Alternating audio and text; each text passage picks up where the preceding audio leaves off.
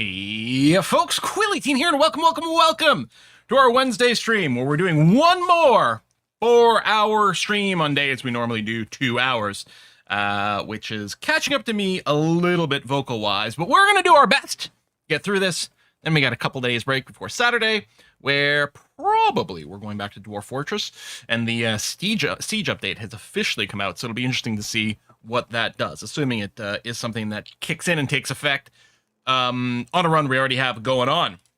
So, one very interesting thing that happens, I play games and focus on different things differently when I'm playing on my own versus streaming. In fact, when you're learning something like U5, it first started, I read Dev Diaries, then I got to do solo play because I got early access to it.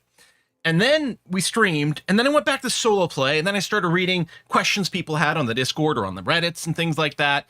Some things I knew, some things I was like, oh, I think I know this, and look for clarification, and a couple things of, oh, that's a really good question. I hadn't thought about that, which means, looking things up, trying things, coming back, and getting this, feedback loop of learning that is just, in the last, well, this is our fourth stream. So in the last 3 streams, and especially the last couple, there have been things that have come up that I hadn't really thought about in my solo play that I've then, but I couldn't really explore during the stream because it's a lot of looking and trying to follow the trail of tool tips and things like that to figure out how some mechanics work. And then so yesterday, resting my voice and doing some solo play, I was able to oh, right, okay, get some clarification. Anyway, it's been amazing. And I feel enlightened today in a way that I didn't on Monday when we were playing. Now, I'm sure that's going to keep happening for the next, couple of thousand hours in game, but we're going to see. Mostly, it looks like the feedback has been pretty good on the game. There's some people who are unhappy about the user interface. I think, generally speaking, the user interface in U5, and I'm picky, has been a huge success. I think there is so much in this game that trying to find a way to communicate it to the user, relatively clearly, but without overwhelming every screen, but without also requiring you to click 30,000 buttons to get everything, is a real balancing act in strategy games. And I think they did a really good job. Do I have a few things to give feedback on? Sure, absolutely. But is it like 95% of the way there on an initial release? Yeah, I think it's pretty impressive. I think tool tipping is downgrade from U4 understands the really difficult task. I think the nested tooltips and a lot of the information that's in there is good. I think there's a few tooltips that'll probably get adjusted to show more info or to show it in different ways. There'll be a few different things. Had a really good question. I think it was from Boydovzin. I think that's how your name goes. Right before the stream started, they asked, how do you rival someone? Which is an excellent question. And it is an example of a UI thing that I think needs to be improved, because I also had the issue of, okay, sometimes you get a little alert at the top that you can rival someone, but other than that, how do you rival someone? Because you would think, let's say I want to rival France. You would think, okay, well, probably, if it's not in this list, oh, it's clearly rivaling is a diplomatic action. Clearly, right? So you would think, well, I'll open the diplomatic actions panel, and then, oh, there's a search bar. That's great. Look, there's a freaking search. We don't have to go through this. We can just type rival. Huh. What's the deal with that? Now, for all I know, there's multiple different ways to get around to the rival thing, because in a lot of games that's the case. And with U5, there do seem to be a few different ways to get to a few different places, which is nice, because that's what you want. You want a few different routes to get to a screen you're looking for. But in this case, the rival, you click on the diplomacy tab for yourself. You go to your relations screen, and then you go down. This is the area that's showing your rivals, right? So we're rival to Strasbourg here. And this is actually a clickable button that you can click on to rival someone. Bit of an odd it's fine. They shouldn't remove this button. This is, how great is this? When you're looking at things like, your subjects, have this be a button. If you're looking at allies, those could be buttons, all these things. So that would be lovely. But I couldn't do it there. Now, someone said you can do it from their screen as well. So we can't do it from the diplomacy screen. I'm wondering, can we do it from the country panel screen, maybe? There might be, I guess there's the rival button here. There we go. Select France as a rival. So that would be an excellent example. If you're looking at the country panel, now here's a question I have. Other than this, is there a way to get to the country panel? Because, like, I always thought, oh, I'll click here, but that goes to the diplomacy actions, right? If I click on a random province in France... Quill, last stream you got envious because Giona has the superb title. I can tell you Genoa used to be nicknamed the Superb, just like Venice was the most serene. Ah. So I'm guessing it's a unique title in the game, unfortunately for your Strasbourg. Thank you very much, Uncle Pecos. I appreciate you, and I appreciate your feedback on that. That's good. Okay, yeah. Yeah, because, yeah, most serene, of course, we know very well from Venice. All right, that makes sense. What was I complaining about? Oh, yes. Right, so we're looking at a random place in France, and there's, like, a French flag. So, like, oh, I'll go there, but it sends you to diplomacy menu. Okay, but with the relations tab, except that this is our relations tab, right? So I can open the country panel this way. I don't know if there's another way to get to the country panel. Here? That would be it. That's a little odd to me, but although that mostly comes down to the sort of default, I think this screen here should almost go and send you to this country panel first. Because from the country panel, you can access your diplomatic actions. So I would actually just rewire this. I would rewire this button. Instead of sending you to country diplomacy, I would send you to this screen over here, which also has the country diplomacy and has a convenient button to go to diplomatic actions. So a little thing, and yeah, I really think that in the diplomatic actions, maybe hostile actions, you know, right next to send an insult, maybe it should be that. Right click versus left click on flag. Oh, okay. Hold on. Let me right click on the flag. It's just the pop-up menu. Yes, and from there you can go to open country panel. The same as if you right click here. And that's normally what I do. When I want to get to the country panel, I just right click somewhere in the country and then click that. But I feel like if you're clicking on a country's flag, it should bring you to the country panel. That to me is just a logical connection. You know what I mean? So yeah, we've got a bunch of different ways to get there. But yeah, to address the question that we had earlier, how do you like, what's the choose rival interface button? And it's go to your diplomacy tab, the relations tab over here, and then you can click right there for the rivals, or you can do it from the other side to rival someone. But then you can get a list of the potential rivals, right? Who we've got and who the potentials are if we had more capacity for it or whatever. Now, to get on less whiny stuff, I mean, that was just some feedback, which doesn't necessarily mean my way is the correct answer, but I think there's a couple of improvements there. And I do think the rivals should be a list in diplomacy, because that's where people look. That's where I looked, and that's where other people looked. And why not just add a button there? So the big things that I were like, oh, now I'm starting to understand some stuff, is trade, which I've always thought was my favorite part of EU4, and EU5 is like 1,000 times more interesting trade-wise, right? Because we've got dynamic trade zones and all these different things. So if I go to the markets map mode, one of the big things we know has made us tons of money is creating our own trade area over here, and it's been incredibly powerful. Now, we are currently building a bunch of trade offices in other places. What is that going to do for us? Now, assuming I have understood this correctly, what's going to be interesting about building these extra trade offices in other places is that it's going to give us a little bit of trade capacity in some of these other markets. Now, trade capacity isn't going to help with us trading goods with Strasbourg itself. So the way trade works, remember, this whole thing is one trade market. Every single one of these provinces that produces something sends those goods to the Strasbourg market over here. And if the buildings or if pops need anything, they will purchase it out of the Strasbourg market as a whole over here. Proximity to the trade center, which is, of course, in our city itself, makes it a lot easier for buildings to buy and sell all the goods that they've got. If they've got reduced market access, then, you know, instead of generating, like, being able to buy and sell 1.0 units of something, if they've got 85% market access, then they're only going to be able to do 0.85 goods. So they're going to be less efficient. So having good market access is going to help, which means all the buildings in the city of Strasbourg itself will have 100% market access because they're super duper close. I think, hang on, I got to get out of the markets map mode to be able to click over here.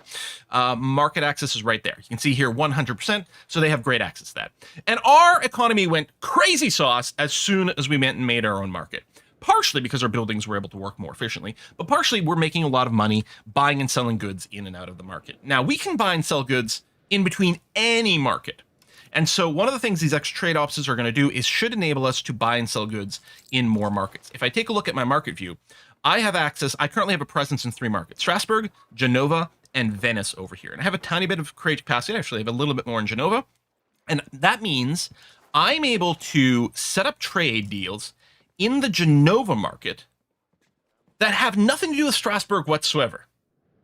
And that's kind of cool and very different from a lot of these situations. So yeah, if I look at trading over here and if I cycle over to Genova, you can see I can set up trade routes. Like I can import gold from Pest to Genova. This has nothing to do with Strasbourg whatsoever, and all it's letting me do is make some money. The people in Genova will be a little happier because they have higher demand for gold. The people in Pest will be happier because they're offloading their gold, at a better price somewhere. So these two guys are very pleased, and meanwhile, I'm playing middleman and making my own cash in between. So, having a presence in the other markets is going to be nice, but I'm not going to have anywhere near as much capacity as I do in Strasbourg itself, because I've got way more potential for buildings and things like that, because I've got my market center. And so I'm trading back and forth from Strasbourg to Pest constantly. I'm still using the automation. I do think it's one of these things where some strategic trades done manually are going to have more potential. And probably what I'll be doing is for specific things as we drill down on some of our economic needs over here. Yeah, we've really pushed into Nuremberg. And we're going to talk about specific province in a second here. Specific needs that I might want, I'll want to put them in there. As a reminder, if you click this check mark, it locks this trade and takes it out of the automation. So even if you have your trade set to automated, by locking this, you do that. And actually, if you start a trade yourself, by default, it will show up with the locked thing, which takes it out of the automation, which I think is very nice. I really like that. So one thing that I was looking at the trade, and trying to like delve deeply and understand some things, of like most of our current trades, whiskey and chocolate. Let's take care of that real quick. Thanks for all the great explanations you give on Paradox games, as I find it really helpful. Thanks, Yondar. I appreciate you. Thank you so much. I'm having a pineapple coconut drink today. So I was surprised to see in here that most of our current trades set up by the AI involve exporting pearls. And I was like, I'm sorry, how are we exporting pearls? We are a landlocked country. And admittedly, it's like, okay. So, I mean, we do have our trade market over here. But I've still got a big question mark of how are we exporting pearls. So what I did is I took a look at pearls over here. Right? Oh my God, lock the tooltip. I should maybe use a hotkey to lock it instead of the weight, or change the timer. I don't know. If we click over here, we can see there are pearls, and this is tied into us pushing against the Nuremberg trade market, right? There's a province right over here, Neuburg an der Donau, Neuburg on the Danube, which produces, it's got 10 RGOs for pearl production, which still confused me a little. But so I did some research. I was talking about it on the Discord. I'm like, hold on, I got to delve deep into this bad boy. And it turns out that indeed, around this period of time, one of the big production things in this area in the Danube was to collect freshwater mussels. Middle mouse button locks tooltip. Thank you. It instantly locks it in. That is actually handy. Thank you very much. Was to collect freshwater mussels from the Danube. Apparently these days there's actually an invasive Asian clam that's clogging up the Danube in places. But then, yeah, there's mussels and they were harvesting it, and we've got pearls. And there's not a lot of stuff in our market consuming pearls, but there's a little bit of demand for it everywhere. And so most of our profit from trade currently is because of us exporting pearls from our market. We don't make them. These places make them, they sell it to the local market, and then we use our merchants go and sell them internationally. Love it. I love it. It's brilliant. It's really good. Click on a location to open a... Aversum says go to a country panel, you want to control click on their location. Oh, control right click. Hey, that's quite handy. Thank you very much. I still think that the flag behavior should be inverted, and I still think that rival operation should be part of the diplomatic screen. Anyway, so I think that's fascinating, utterly fascinating. Now, I'm going to assume that at some point, probably the AI is probably going to build up more trade potential in Nuremberg, and we'll get a little bit of pushback. For right now, we're really enjoying that. We're actually turning we're doing a total, I believe this number here. Yeah. Our total trade profit in Strasbourg, we're making 115 ducats a month from trade. Now, by we, I don't mean us, the government, because us, the government, will only get a kick of the can based on our state power over here. Right? Our trade income is only 37%. Oh my God, I keep overshooting over here. It's only 37% goes to us. The rest of it is going to these other estates. So they're making money. I think the burgers in particular have lots of have some extra modifiers to trade income as well. So I think the burgers are making a ton of cash from trade. You can see about 13 over here. Yeah, which versus the 8 versus the 6 versus the 0.7. Which still actually means, what's the 115? There's some of it lacking. Oh, but maybe there's some expenses related to it as well. Because I'm going to say this isn't actually adding up to the final amount, but sure. Anyway, so as we get more, like, well, Republic power, but it's the Crown power. It's the same thing. It's just renamed over here. We'll get that. So those are some of the topics that I want to talk about. Hold on. There was something else I wanted to discuss before we started. Oh, I want to readdress the towns versus cities things and a couple of confusions that I had at the time. When we went and made... Oh, get out of market.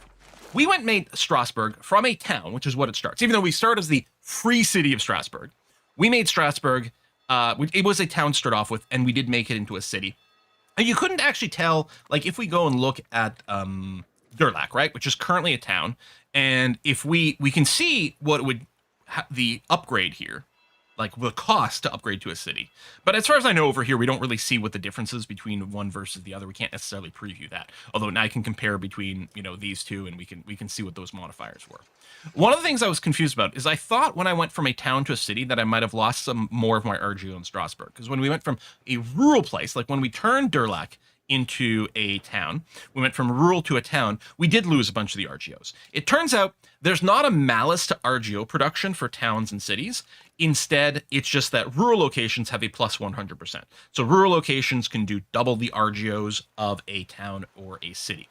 A city and a town do have a malice related to RGOs, but not the amount of RGOs you can do. Instead, both towns and cities have a debuff to local food production. So a town has minus 20% and a city has minus 33%. We had seen that. And it's important to note, I was going to say there's an odd sound, but I think it was coming from like background in the game over here. It's important to note that malice, a 33% penalty to food production in Strasbourg, doesn't impact the wheat production over here, which is not going to make any sense. Like that's confusing. That doesn't make any sense.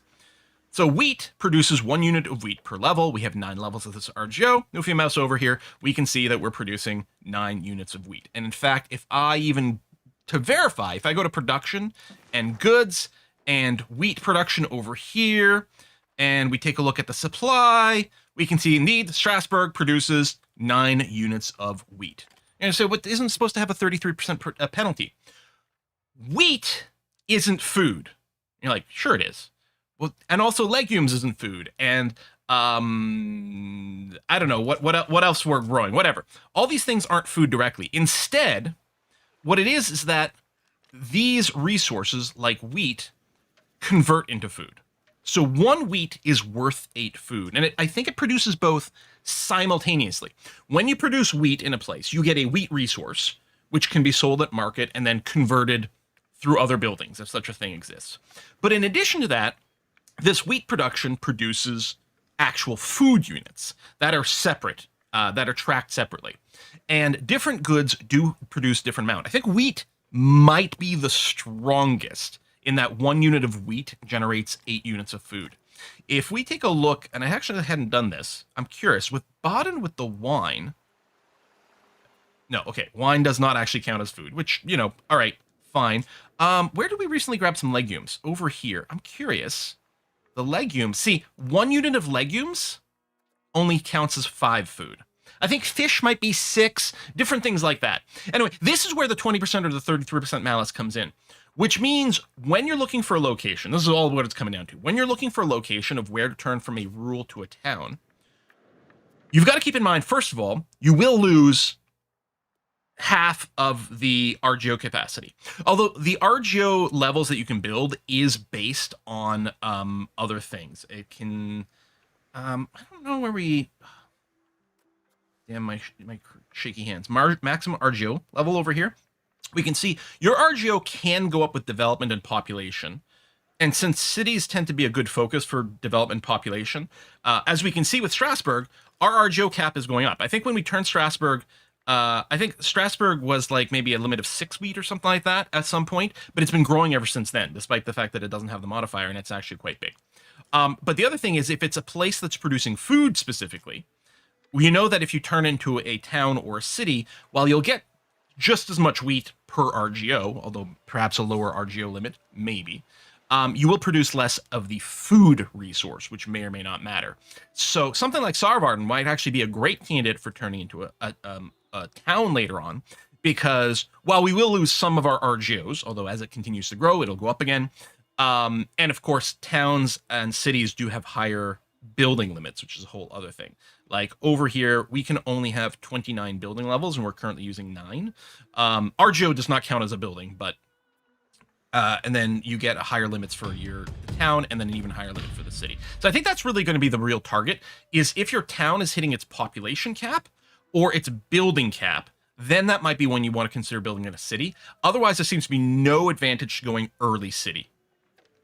Dumb mechanic, level up city and produce less food per RGO, or maybe I understood. No, that is it. It's because you're urbanizing more of the terrain over here, right? More of this terrain is being utilized for the cities, and it means that the fields, the farms and fields, there's not as much, the spacing's not as efficient, the attention's otherwise, maybe there's more pollution, which is hurting the food production, etc., etc. So that is absolutely how it's supposed to work. The RGOs, remember, RGOs, resource gathering operations, represent working the land. So it makes sense that as a location becomes heavily urbanized, you're not working the land very well anymore. And that's the role of rural locations. So Saarvarden might be a good candidate, mostly because A, clay is not food. B, clay is not that valuable. Obviously, if this was a gold mine, we'd probably want to keep it rural forever because of the double RGO level. Although we'd still want to see ways to bring up its development and population so that the RGO limit also goes up through different ways. Did I have one more thought? No, that was it. Those were all my pre-game thoughts that I want to discuss. That were things that either I didn't properly grok ahead of time in this exact sort of level of nuance, or I did, but I felt like I didn't explain it very well. So some combination of those things. Other than that, I'm very happy with how things are going right now. We're going to go ahead and unpause. I guess, I did do a bunch more looking up and mechanics on the proximity mechanism. Oh, in particular, and you can remember, you can access map modes from here. But also, obviously we can access it down here. The proximity map mode, I was doing a whole bunch of map staring on my own and finding out some really good info and like some breakdowns I really like. Like if we look at Bruskel over here, right, it has currently a proximity level of 64%, which means a max control of 48%. And we can see why, right? The nearest proximity source, so it starts at 100 from Strasbourg, and then it's taking a dip for every location it's got to go through, depending on the location. The biggest hit is Germersheim to Bruskel. And you can get the breakdown of the numbers, right? They all have they start at a cost of 40, and that can go up or that can go down. A couple of these are downstream along the river, but Germersheim to Bruskel is not. I guess it's just crossing river, so it doesn't get the same benefit, and there's that, and that could be something we target. The other thing that I was interested in looking into is pop satisfaction stuff, and kudos Paradox and the couple of people that were working on the videos. They put out a really nice video with like pop mechanics and satisfaction that I found really helpful, like reminding that with estate satisfaction is being above or below 50% has a big impact on population satisfaction. I think for every 1% above or below 50% an estate satisfaction is, pops that belong to that estate get a 2% change in satisfaction, which is a big deal. But also what I found really helpful, so if we take a look at currently our pops, the clergy are still doing fine at about 61% satisfaction equilibrium, which is what I'm looking at. The burghers are super happy, nearly 70%. 69% is pretty nice. We'd love to tax them more. and like bring down their satisfaction, but unfortunately we are at their tax limit over here, so we can't tax them any more than that. But maybe that's something that can change. But it means our burger population will also be very happy, which is nice to see. Where if you look at the commoners, their equilibrium point is currently 50%, and I think we could tax them more heavily.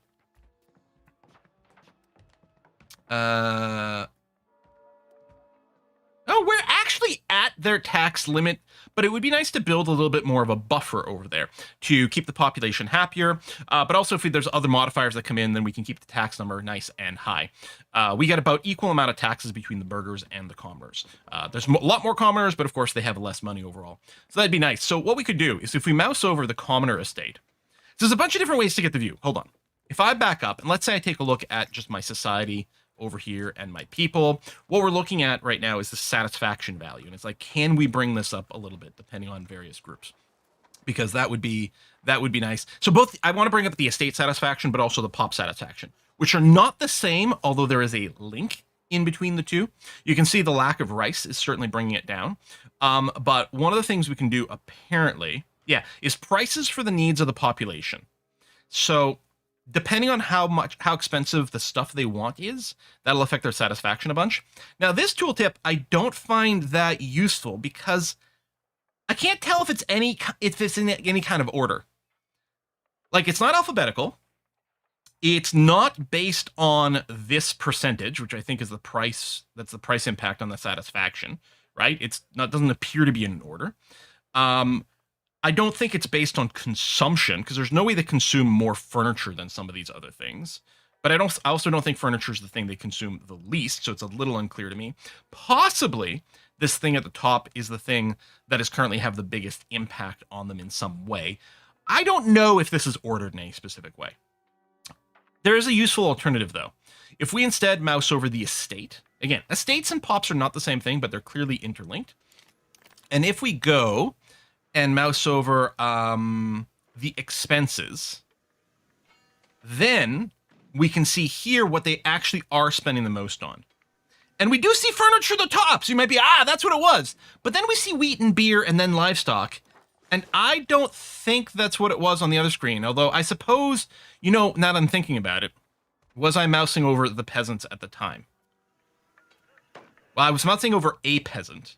And maybe they have different needs than the others. So I'm not entirely sure why the fuck they need rice, because rice is delicious and they would like some. It's a little treat. They don't need it for their food, but they would like it for meal diversity is, I guess, the thing. But yeah, anyway, if you go over the estates, this seems to be really handy because here we can see where they're spending. And yeah, they're spending a lot on furniture and wheat. I mean, not multiple percentages more, but it's certainly the most. I think, was it the burgers I was looking at, which were, look at this. The burgers spending tons on fine cloth. Now, the burgers are happy right now, so it's not something I need to stress about. But if I was worried about their satisfaction from goods and things like this, I might want to see about bringing down the cost of cloth and especially fine cloth. Also fur, also books, which has been a thing all along. The clergy, the happier they are, the better we get in tech, so that might be worth looking at. They like books. That's a big one. And then cloth and fine cloth, a little bit less. And then the patricians over here, fine cloth is another big expense there. So these could be areas to attack. And yeah, I'm just thinking, like, for the commoners, should we consider furniture? I don't know. I think we're probably okay. The cloth stuff was very interesting to me. The other thing that I was doing a deep dive on, I know. It's like, I unpaused faster on my first live stream of this than I am today. But still. One of our expenses that we're spending a lot on is on buildings. And if we look, a lot of our expenses are on the armory, which I think is pretty legit. Armies, they're funding our military, but we only have 6 of them. Like, we're spending, about 3 times more money on armories than marketplaces, and we have only 6 armories overall. So clearly each armory is fairly expensive. And where's that expense coming from? Well, if we do the breakdown over here, they're spending on firearms and leather. That's the big cost that comes in. And I don't know the equilibrium point. Yeah, they're kind of at the equilibrium point. We're producing 5, we're consuming 5. With leather, we're producing 5, we're consuming 6. So we're probably having to import some of those things. So I'm wondering, actually, if it might be worth building some leather producing building, which could be a forest village, as the villages can be built in rural locations. And I thought some of the buildings, maybe the market village employs peasants directly. The forest village produces labor and soldiers, and it's got a variety of different production methods. So, which can include the leather. But we can also just build a tannery. Now, is the tannery going to be my most productive building out of all the ones I can build? Perhaps not, but it will be productive. We can also guarantee that it's going to have a consumer, because we have our military buildings that are consuming it, among other things. Yeah,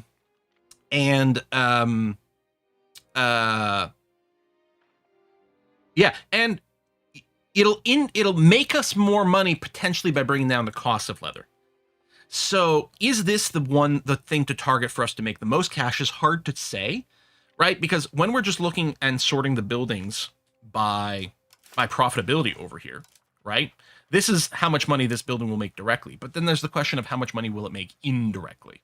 And you can see the Tailor's Guild's quite high up there, which makes perfect sense because we know that the fine cloth is... the price is a little bit higher right now, and people are definitely spending on it, so that makes sense to me. So in fact, what I think I'll do is I'll probably start by building a few of these tailor guilds, and I might use something like the 10-year profit. Maybe it depends on the cost of the building a little bit. But I'm going to go and throw in a couple of tanneries in there, and I think that might be an okay thing. My voice keep going quiet. I don't think I'm projecting anywhere near as much as I normally am because my throat is a little bit sore. I can amplify the pickup a little bit more. And we're quite close to redlining, so I don't know. I may have been droning away. Possible. Or droning off. I will say this. The terrain map mode, like we played with like going in the flat map mode, which I don't know, but the political map mode's pretty handy. I might spend more time with the political map mode turned on. I don't know if you can make it a default. That's actually a question I don't know the answer to. Because you can change it from like flat mode when zoomed out to always, which is handy. I don't know if there's a way to just change the default map mode from terrain to political. I mean, it's not like I can't see the terrain. I definitely can. But the color coding's a little bit more obvious now.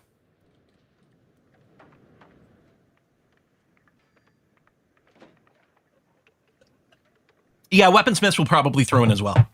I'll finish some of these buildings, especially since a bunch of these might consume all my burgers for a little bit. But we shall see.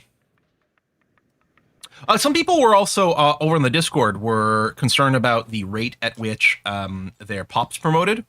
And we had a bit of discussion about that. And it's worth noting a few things. If you need your pops to promote faster, because your buildings... Oh, Dementia again! Thank you very much!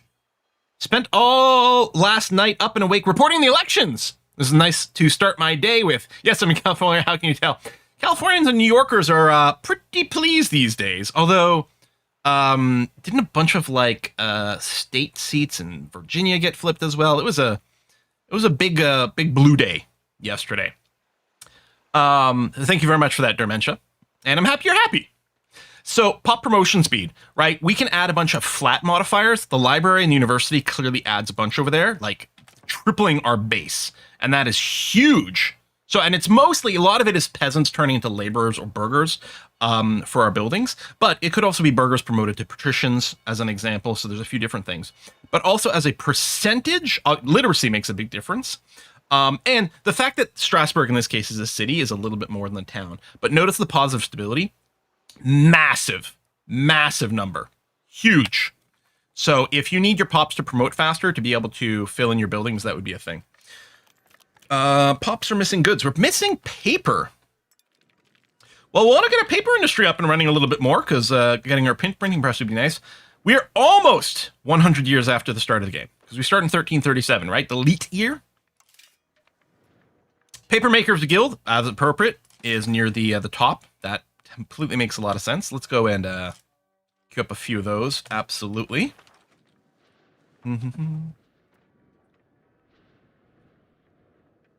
U5 silver rolling from U4. It's got a lot of systems that interact with each other. And what's amazing is the amount of, like, the balancing act of each one of those systems, right? Because if one of those things was slightly out of whack, you know, how many goods peasant pops consume or something like that.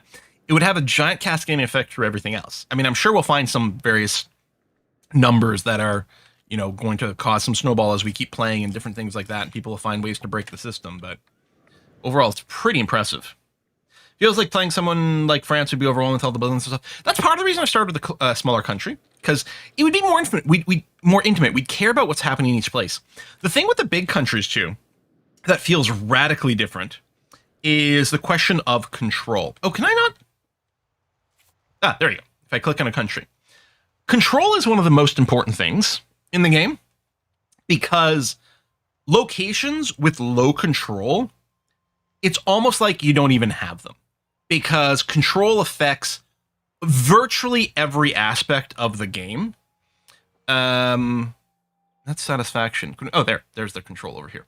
Virtually every aspect of the game. You can see that over here in Châtillon-sur-Indre, they have like no power, no manpower, no pop promotion. The people here, the peasants are going to stay peasants, but you wouldn't even bother building a building here, because the problem is, by having no crown power, you're also not going to get any tax value to these locations. The fact that these places are so far away, they're probably quite far away from a market at the same time. I mean, not necessarily, these are two different things, but yeah, actually we could confirm, well, they actually have 76% market access, which I'm somewhat surprised at.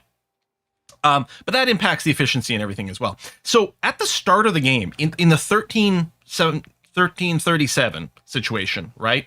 And this is all related to proximity, very much. These bigger countries, it's a little bit like you're playing a small country. Like, let's say you're playing as England over here, right?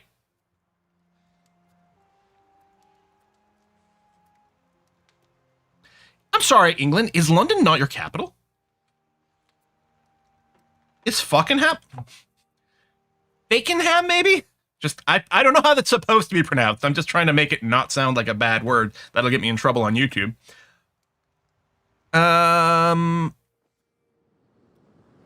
Sorry, how do we tell you're the capital? Or not the capital?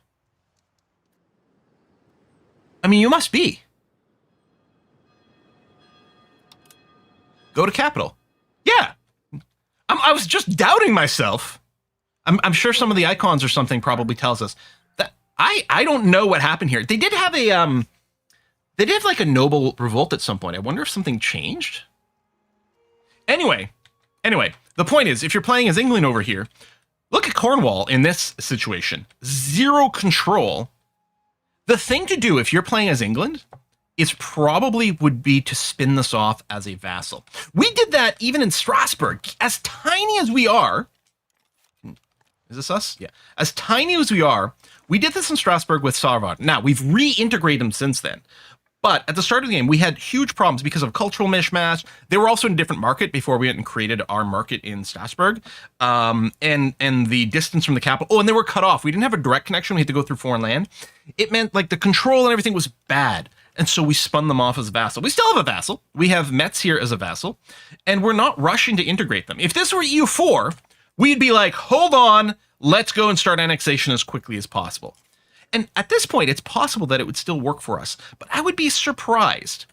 I think if we're going to do any expansion, what we should do is expand along the Rhine, because we do get a lot better, it's reduced proximity cost because of the river, especially downstream, as it turns out. So what we'd want to do, I think there was an autosave there, like jumped as I was panning. I think we'd want to conquer northwards if we could to do that, which has actually worked out, right?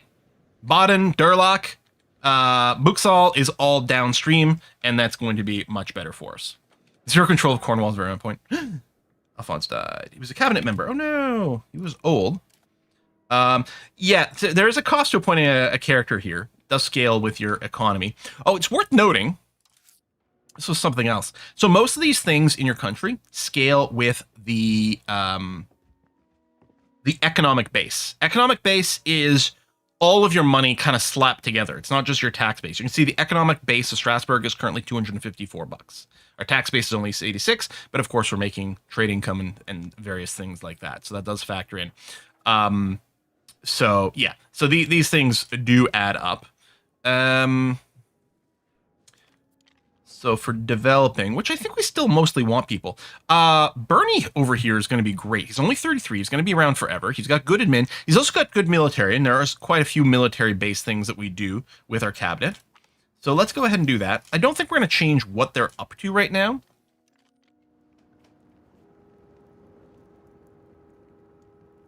Nope, feels fine. Just keep doing development. I think that's going to be great. Does building stuff in an area increase your control in that area? No. Well, yeah. Some buildings do. So if we look up over here, control, there's a few different categories. Zone of control doesn't matter for this particular thing. That's a different thing. So there are some buildings that increase max control and monthly control. Maximum control is probably the thing that's more important. I mean, the monthly control to get you up to your max is great, but the big question is how do you increase your max? And currently, this stage in the game, I have access to one building that could do it. A temple. You can see a temple increases the max control by 5%. It can't be built in rural locations, though, just towns or cities. And currently, I have built, I have one in all 3 of my urban locations. It depends. Officially, yeah. So buildings in and of themselves don't increase controls, but there is that. There's also buildings that change proximity cost, which is very valuable. So we don't have that one. There is, for a proximity source, the bailiff. You can build this. This can only be built in rural locations. And what it does is it does increase the noble power a lot, but it counts as some local proximity over there. Now, I think this doesn't stack.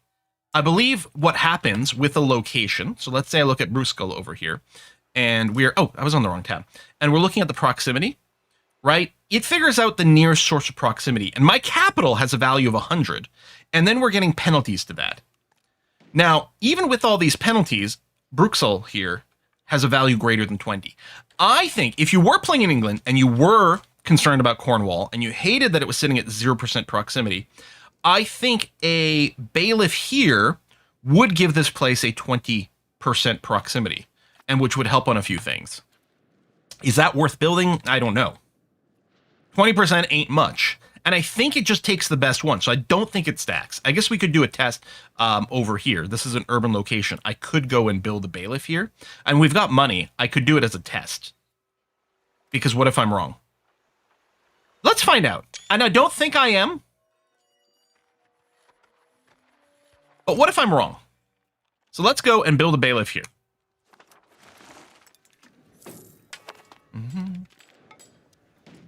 And a bailiff can only be built in rural, non-urban.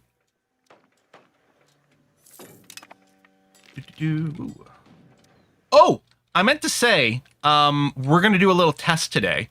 I decided to run the game. So the default when you start EU5, I think is defaults to... It's not urban, wrong problem. Wait, what are we? The Age of Discovery started. I think the game defaults in Vulcan mode, which is probably going to be much better.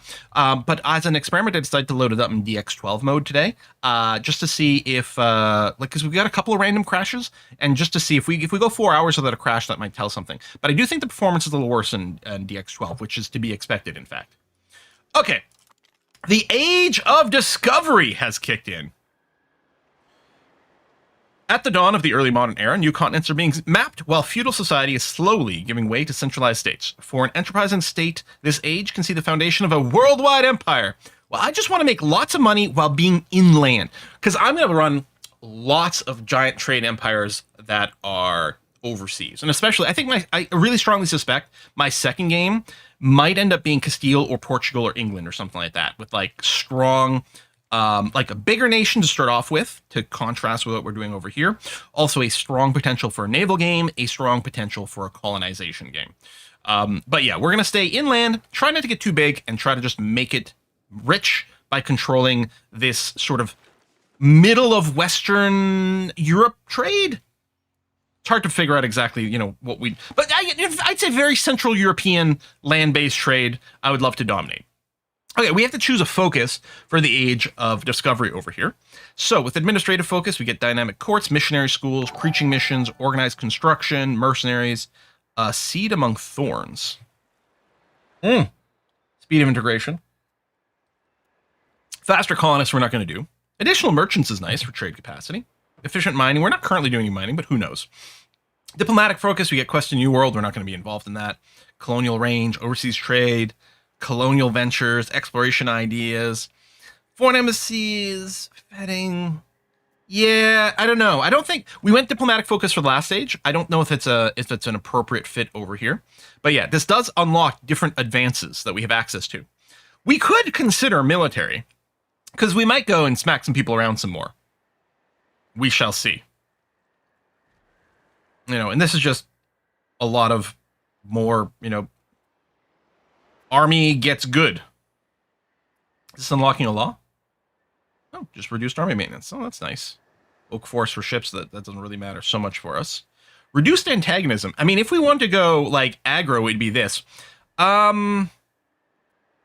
Conversion speed doesn't really come up much. Discounted building cost is nice.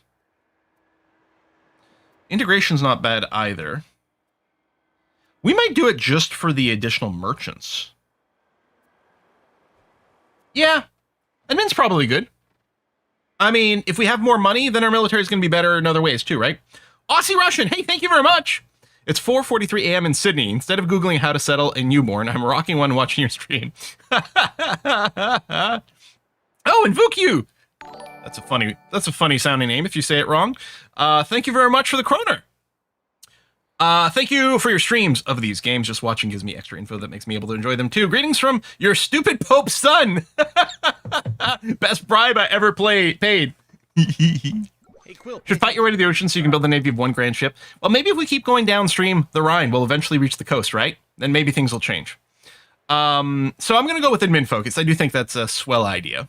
I do still have a pretty full queue of previous age text to research. I think I'm going to let those finish. And then we're going to take another look at the queue. Well, actually, we might not... We can't research anything in the Age of Discovery yet because we don't have any of the institutions. 2% chance this will appear each month. Possible locations it can appear in, none. All right. Radical reforms. Prestige is nice because it does give us more market attraction, which is really powerful. And I don't like sitting at 0 prestige here, but I'm not taking a 20 stability hit. I don't really want to move traditionalist either. I like innovative. All right, option 1 it is.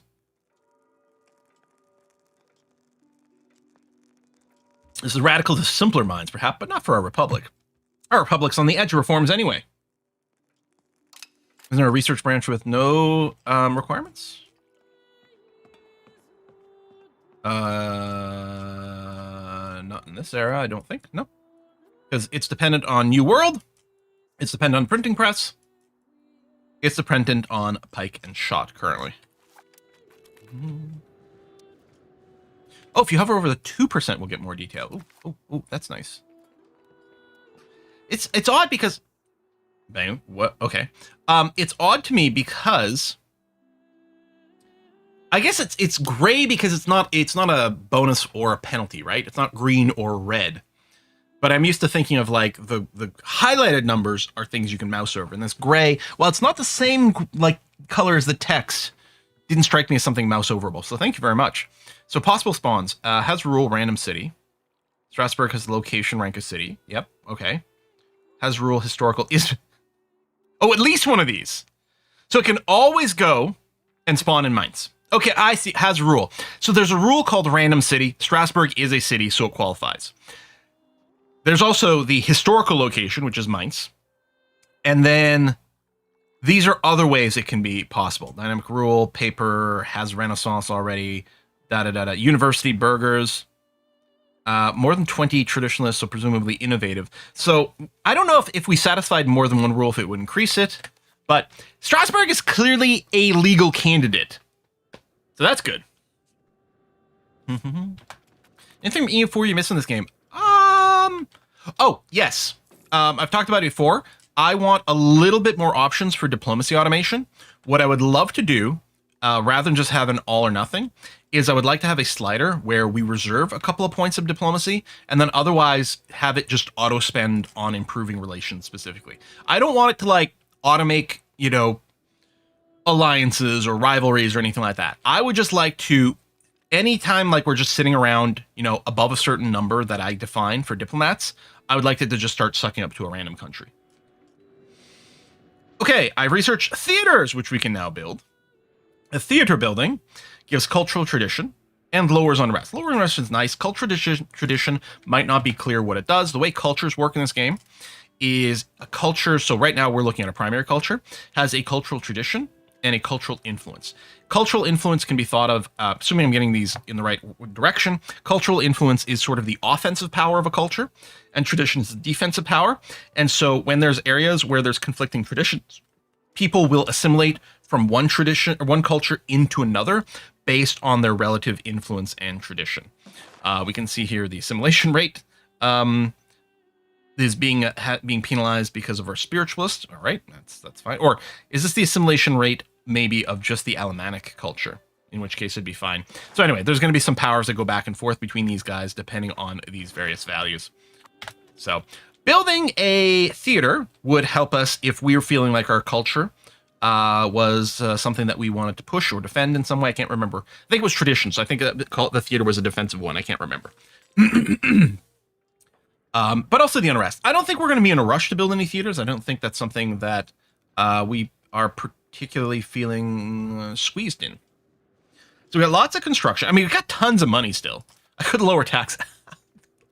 Lower taxes. Well, I suppose there is something to be said, because one of the things with the satisfaction of the population, I do think it factors into some of their migration values. And I can't remember, because there's the migration attraction of this location.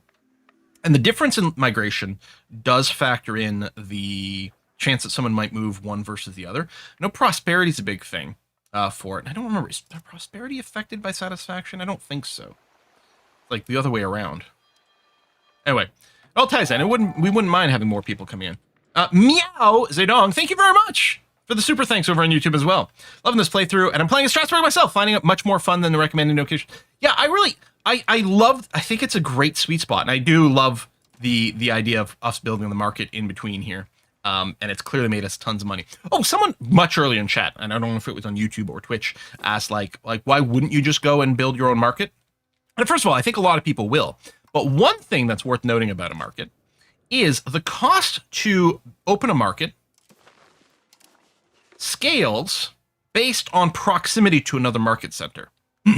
So obviously I have a market in Strasbourg. If I want to build a market in Durlac, it would be very expensive. And obviously there'd be massive overlap, and like they really wouldn't really make much sense. It makes sense to build a market if you're far from a market center. And obviously you'd prefer it if you personally control the market center, because that has certain benefits in there. You would like to be the person who has the province that has it, either through conquest or through building it. But if you're not far from a market center and therefore your market access is pretty high, there's less of a pressure to do it, especially like the pressure to build it quickly. See, Electron Volt says, why build a market center when you can just take one? It's sort of like when you're playing Civilization. Why build a wonder when you can just take it after someone has built it for you? All right, construction queue is starting to wrap up here. Oh, no active policy in our defense league. I don't understand what's going on with these. And there's a cost to doing it.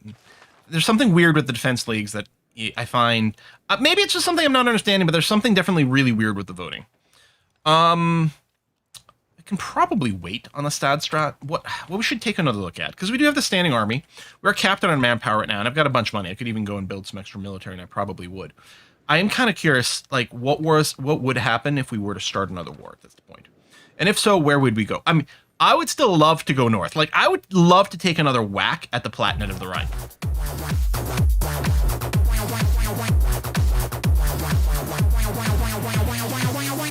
Why does this always happen when I'm like so deeply focused in a thought? Because it's the most shocking.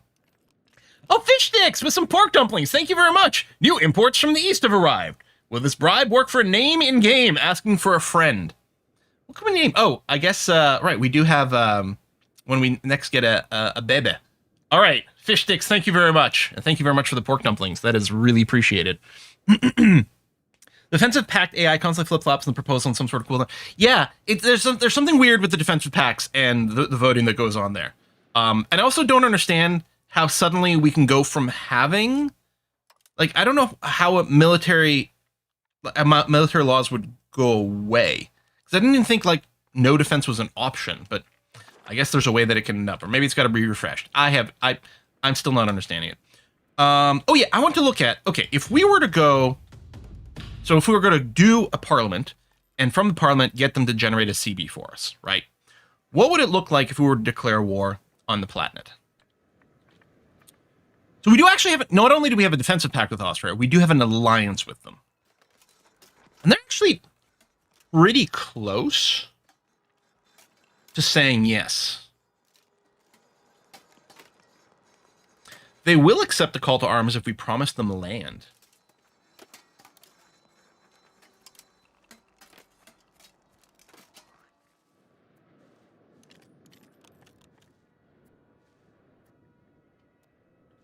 That's very interesting. Now, we could destroy our trust with Austria a bit and not give them land and then try to rebuild it afterwards. I think we should go for this. First thing I'm going to do. I guess I should start drilling the army again. And then I'm going to go and expand this to more. And I was thinking I would just throw in just some more frontliners. Maybe just some more men-at-arms. Yeah, I'm going to do like another... There you go. 6 more of these regiments. We're going to do that. We'll do a little bit of drilling, which our manpower will drop during the drill. But I think that's okay. We don't get the CB right away, but let's get the units built. We might even park our army right in Lichtenberg so we can take... the burghers lose some satisfaction. Go. The armor's in place. Actually, I'm going to move them into position over here.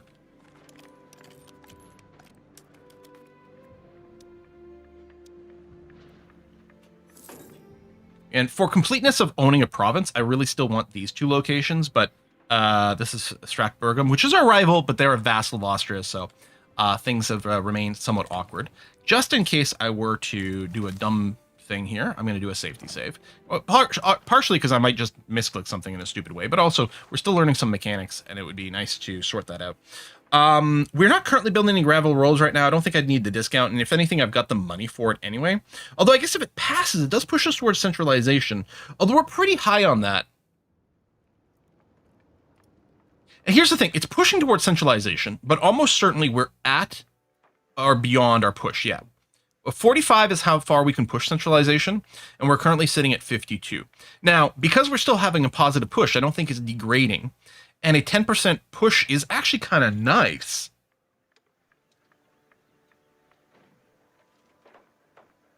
That is tempting. And this, I guess these discounts are only while it's being pushed. That is actually quite tempting, the gravel road network. The other thing, though, the promote members of the burghers, and we'd get another person. Another possible counselor, that might be good. It also pushes us towards plutocracy, which I like. I mean, that's only temporary. It'll also counter... Well, that's only equilibrium. Although also the recovery, which is good, because they just took a mood hit. I don't know. I think I will go and promote the road network. I want something that starts with a nice big high number, because... And here's the thing. We don't have to let it pass. We could just take the stability hit, as we have learned. All right, I'm going to go with the road network.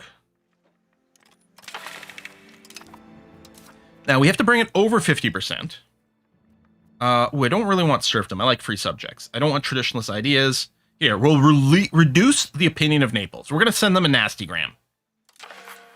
There you go. I'm going to fabricate a CB.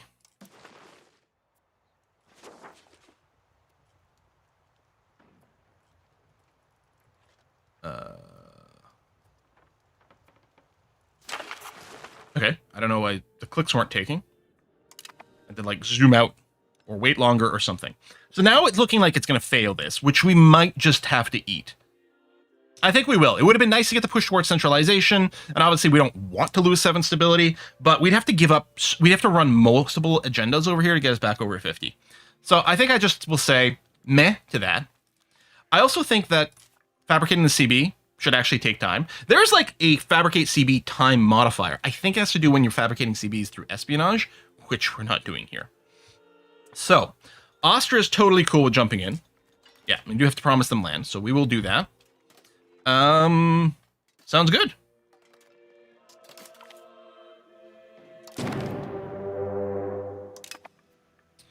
So, now I was going to move in here to immediately to war goal. I am actually wondering about moving immediately to one of the forts.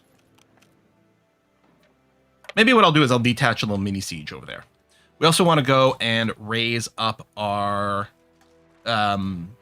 peasant levies. So we'll raise them up. Yeah, it means taking people out of farms and stuff, but I think it's going to be important, so we're going to do that. Okay, let's go up to speed 3, which feels like a nice, good war speed. Yeah, I'm going to do that. I'm going to immediately just detach minimum siege here. So hotkey for that is J. J. And then I'll move on towards Speyer.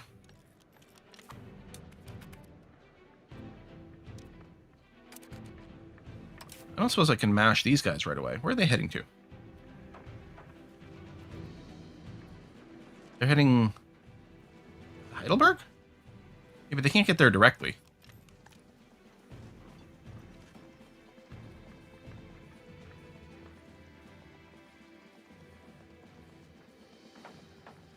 Maybe use a chase down unit, but we know that leads to weird behavior. Oh, wait. Maybe they can connect directly? I'm a little confused.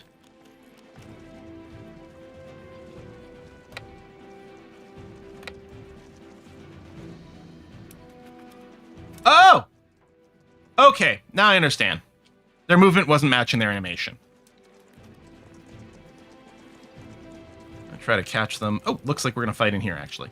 So we'll fight there, and then we'll go back to Speyer afterwards. Smash, smash, smash. Are my... Wait, 4th Army's there. Okay, my peasants aren't up yet. Won that battle. They ran pretty quickly.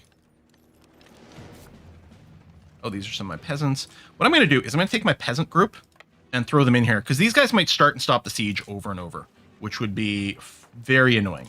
My army of butt kicking, these are my actual organized troops. Just let me take all these peasants, send them over. Oh, hang on. Someone retreating. Oh, these guys are... I guess they're not in, like, white flag mode. Well, it looks like there's a white flag. Are they just retreating here? Maybe because they chose to retreat, they're only going a little bit. Oh, Austria, yeah, you can have food in my territory if you're there. That's fine. Let's go and defend these guys. But yeah, I guess because they willingly broke away, they're only moving one province. There we go. And that's proper smash. Okay, I'm going to group these guys together. So that's still the G key, so that's good to know. I'm going to split you in half and do this way. So that way, neither one of these armies is too terribly weak.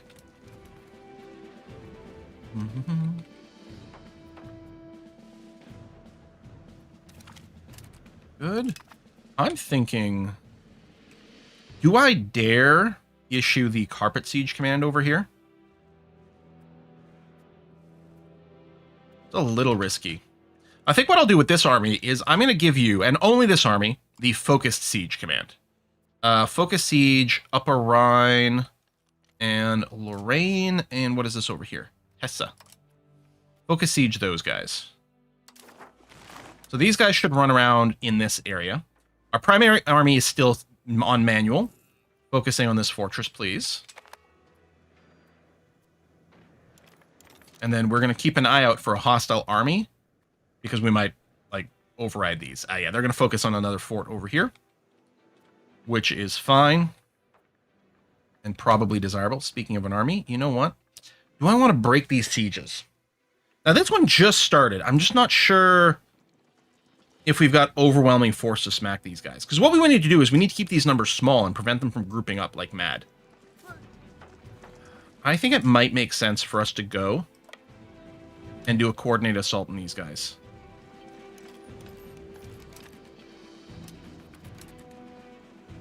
Group up, use your best commander, go and flatten those guys, please. Oh, so this is a city. Oh, no. That's a rural settlement. War score. Some deaths. Okay. Yeah, what's the split in half? H. Alright, I'll manually send you to those two. So it did restart the sieges, but... Now, this place is being unsieged because there's a fort in Speyer. If Speyer's not being sieged, this is going to get auto-desieged. Which isn't what we want, but as soon as we're in there, then that auto-desiege goes... Oh.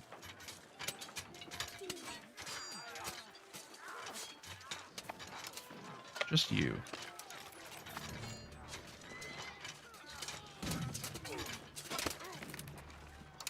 There you go. More war score. Should I split this in half? No. I'll tell you what. Stay here. Siege this out, because there's no fortress here. Let's just go and take it real quick. Oh, apparently there was a battle over here.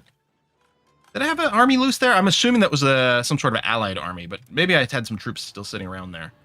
And that could be a little annoying. Pataplat, over on Twitch, if you scroll down, you can get my system information somewhere on Twitch. Alright. Siege that. Again, no fortress, so it went pretty quick. Oh, we've got an army moving in here. We move out, then we move in, then they move out. Okay, but I think they moved out, and they still had the siege progress, which is good. I guess they're maybe just dodging because of the food, or they're like, well, I don't need to be here. A little bit of running away. A siege tick, did we get any progress? No, status quo, which is making me think about jumping out. Okay, if I just detach... Oh, no, not finder. You here, D... Oh, I'm hitting F, not J. This is risky, but I'm going to leave the minimum siege in both those locations. I'm going to group up over here. We're going to have to babysit these guys, because they could get flattened really quickly. Where the hell did you come from?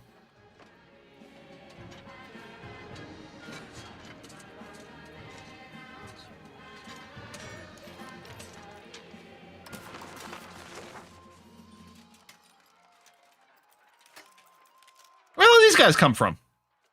All right, Austria, we need your huge numbers over here. What are you up to? Do I want to just chill? This is, what is this, farmland? It's flat, yeah.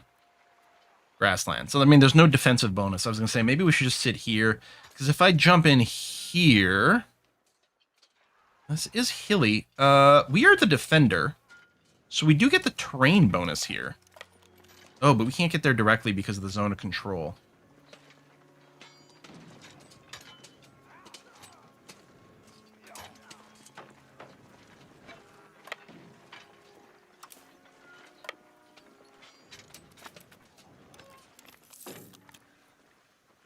Oh, interesting. Town seat. Yeah, okay. Well, the Parliament in Offenburg.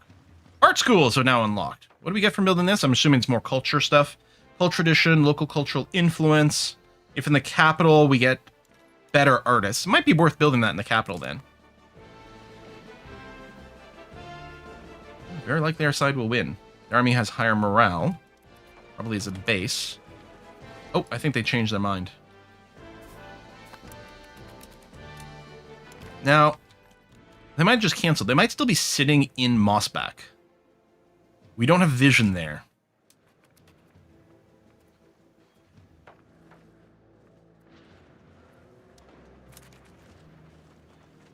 Alright, I'm going to jump in and then pull back after. I'll help out. Seems like it was unnecessary, but okay. That one's fast. Okay, these guys are there. Try to jump in here and assist with this. Okay, support for dissidents. It would cost us money and increase patrician satisfaction. Lorraine would hate us. I might say yes to this. I've got the money. The estate satisfaction is actually kind of helpful. We actually don't need much more to get this to pass if we wanted. What's the change policy? Burgher-controlled mining operations. We'd lose a bunch of stability. Less than if we pass the law directly. Actually, I think this was a policy I was in favor of. Yeah, our active policy does make towns cheaper, I think we like this. The problem was it was going to cost something like 70 stability to pass. I'm going to go and do this. And there you go, 51% support on that. So that's kind of win-win.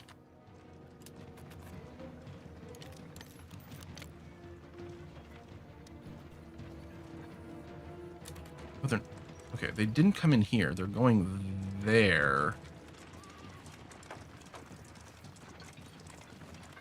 The terrain to our benefit.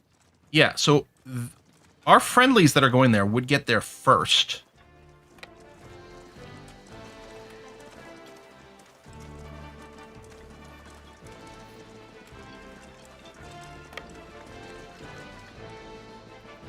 I don't think so, but I think what I am going to do is I'm going to run to defend my sieges over in this area. Yeah, they're coming in. They're going to have the terrain bonus. What we really need is Austria with their huge numbers to show up over here. Oh, I think they changed their mind. The combat symbol went away. They might come over here. Out of paranoia, because we're not really progressing the siege, I'm going to come over here and group up with these guys. Oh, no, they are still coming in. I didn't see the combat indicator anymore. Okay, so we are at a numbers disadvantage. Yeah, we're counting as the attacker because of the terrain. Ooh, one of our flanks currently does not have enough people. We need more initiative for them to jump in on this, please. And Austria, if you could move in your army... No, you're running away, aren't you? Oh, we won. Okay. And you're still reinforcing that's going to get smashed. All right. Let me group up here. I'm also going to do a balance to make sure my flanks are properly balanced. I think it's this 500 that's moving in. Yeah, they're going to get smacked. And someone else is still moving in here. And I'm going to stay. I don't want to lose my siege, although the attrition's not ideal.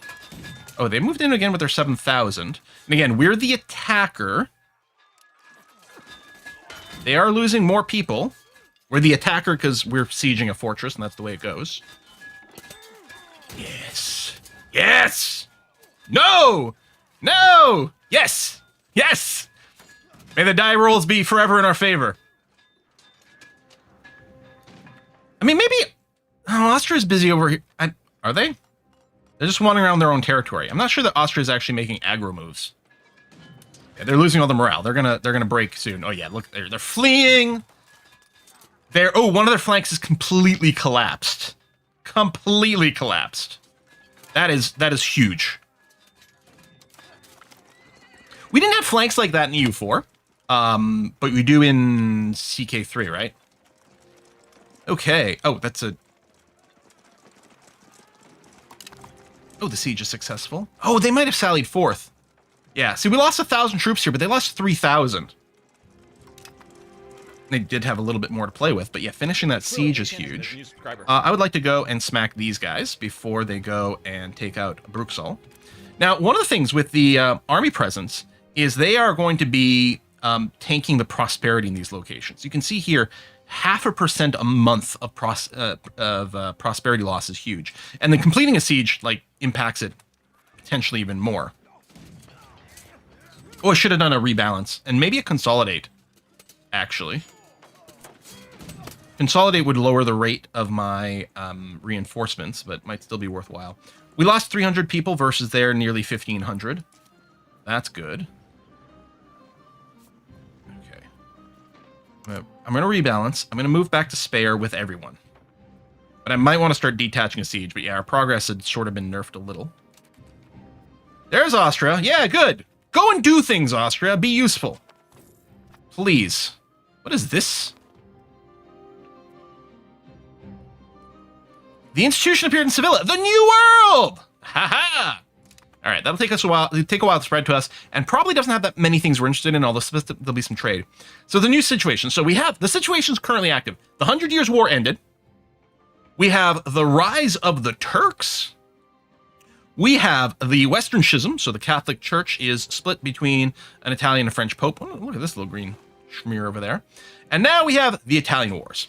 For over a century, Italy has prospered due to our advantageous position in Europe. Foreign trade, wealth, and the Renaissance have ushered in a golden age for the many countries that populate the peninsula. However, this has attracted the gaze of outside powers who seek to grasp Italy's prosperity, usurping the independence of smaller political states. Now the strongest among them have gathered around Italian leagues in an effort to repeal the invaders. It'll probably lead to some drama llama versus the HRE, maybe Austria. Might pull us into some things. We shall see. 1438, that's pretty quick. Oh, what, for the Italian Wars? Now, this isn't the Italian Unification, which is probably an organization that's underway as well. Yeah, we do have the artillery siege. Max artillery bonus worth of 4 is 5. One thing I don't know yet for this game, and we should really find out, is how do we get the magic artillery numbers for sieges? Because in EU4, having 1 artillery was enough to get that +1, which is always worth getting. And the early artillery wasn't terribly good at fighting battles, so a lot of times I would only do a soupçon of artillery in there just to get the +1. But then later on, artillery became better at killing dudes, and 2, because it was better and worth building more, I would tend to optimize around having artillery stacks that were enough to get the full bonus. So here, the bonus would be 5. How...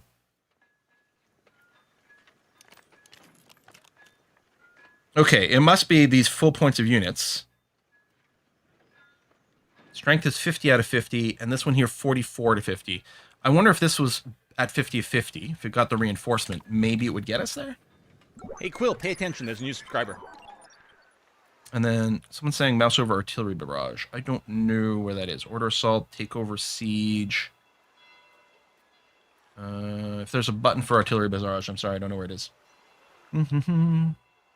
You tilt the camera at flat mode only is enabled. I don't think you can.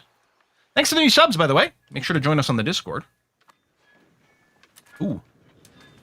Actually, that is... Okay, our side is going to lose here because of the numbers advantage, but man, oh man, were they ever putting in a good show. Oh, artillery barrage on the tooltip of the artillery unit. Oh, you're saying...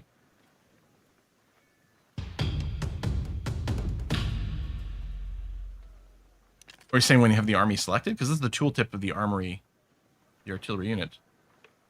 Lower? Oh, here. Is further divided by 3, as that is the amount of regiments required for each artillery barrage. Ah! This is higher than the level of fort during a siege. It will give a bonus to the attacker. Okay. That's needed for that. All right, so we are getting up at a 1. But presumably we'd need to go above a 3 to get above a 1. And does it rounding up? Maybe it only rounds up for the first one, you know? Oh, yes, the expanded road network. Excellent. We push towards centralization. Good. Did it actually change? Weren't we at 55? I know we were limited to our push.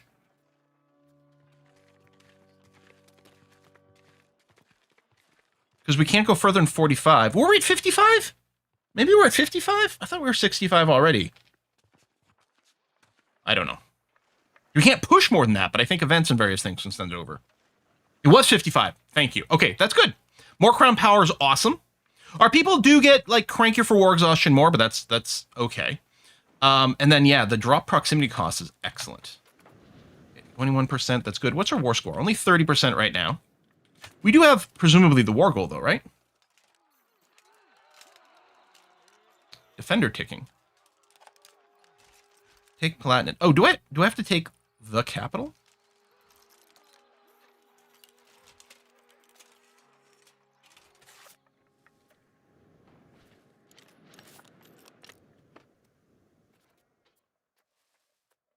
Palatinate is a province. I guess I have to have the entire province, and I don't, because I don't have a spare. That must be it. Well, annex or vassalize. Okay, that's actually a good question. Really, I kind of started this war mostly for Germanschein over here, which I pronounce like Ermergerd Merspeterders or Ermergerd, I love Grusprumps. But you know, since we went through all the trouble of starting the war, who knows what we might end up with? So I like this because, you know, it's, you know, very nice and contiguous in other ways, but also along the Rhine, which is good for control. Looks like, oh, that's Austria jumping on these guys who are trying to besiege something. My God, our AI ally is doing something. Huzzah! Bianca has come of age, although we don't have the little, like, get married symbol. Wait, we can raise more troops because they've bounced back. But I'm not gonna right now if I can avoid it. Ooh. Ooh, laggy. Oh, I think it's auto-saving because it was the 1st of May. So again, I do think the performance is better in Vulcan. I was just trying to see if there'll be a reduced crash. Institution had appeared in Baden by Wien. Wait, how many Badens are there? Because there's this Baden. So it's in Austria. So wait. I'm confused. So is this, so Vienna, is this part of Vienna? Is this an old name for Vienna? What's, oh, is it Baden? Wait. Casterhex says, isn't that basically town by the river? Is Baden German for town? Oh, Bowden's just baths, isn't it? There's thousands of those. Oh! So this is the baths by the so is there a Vienna, like, river? A Vienna river? Or is it just by, this is Vienna here. So is this the town by Vienna? And Neustadt, Stadt means city, right? Is this, like, Newtown? Is this Vienna Newtown? Obviously, I don't speak German. I barely speak English. Anyway, the institution appeared in Baden, pike and shot. So the military institution from this era, right? We're excited for the printing press. That's the one we're really hoping shows up, like, ideally inside of our territory. We'll see. The percentage chance is going up. That's cool. I guess the percentage chance probably goes up by 1% per month that it doesn't trigger. But what's nice about this one is it's not too far away. Also, Vienna's by the Danube. Right, okay. Town names are mostly dumb everywhere in the world. Well, not where I'm from. Our town names are just copies of town names from somewhere else and completely unoriginal.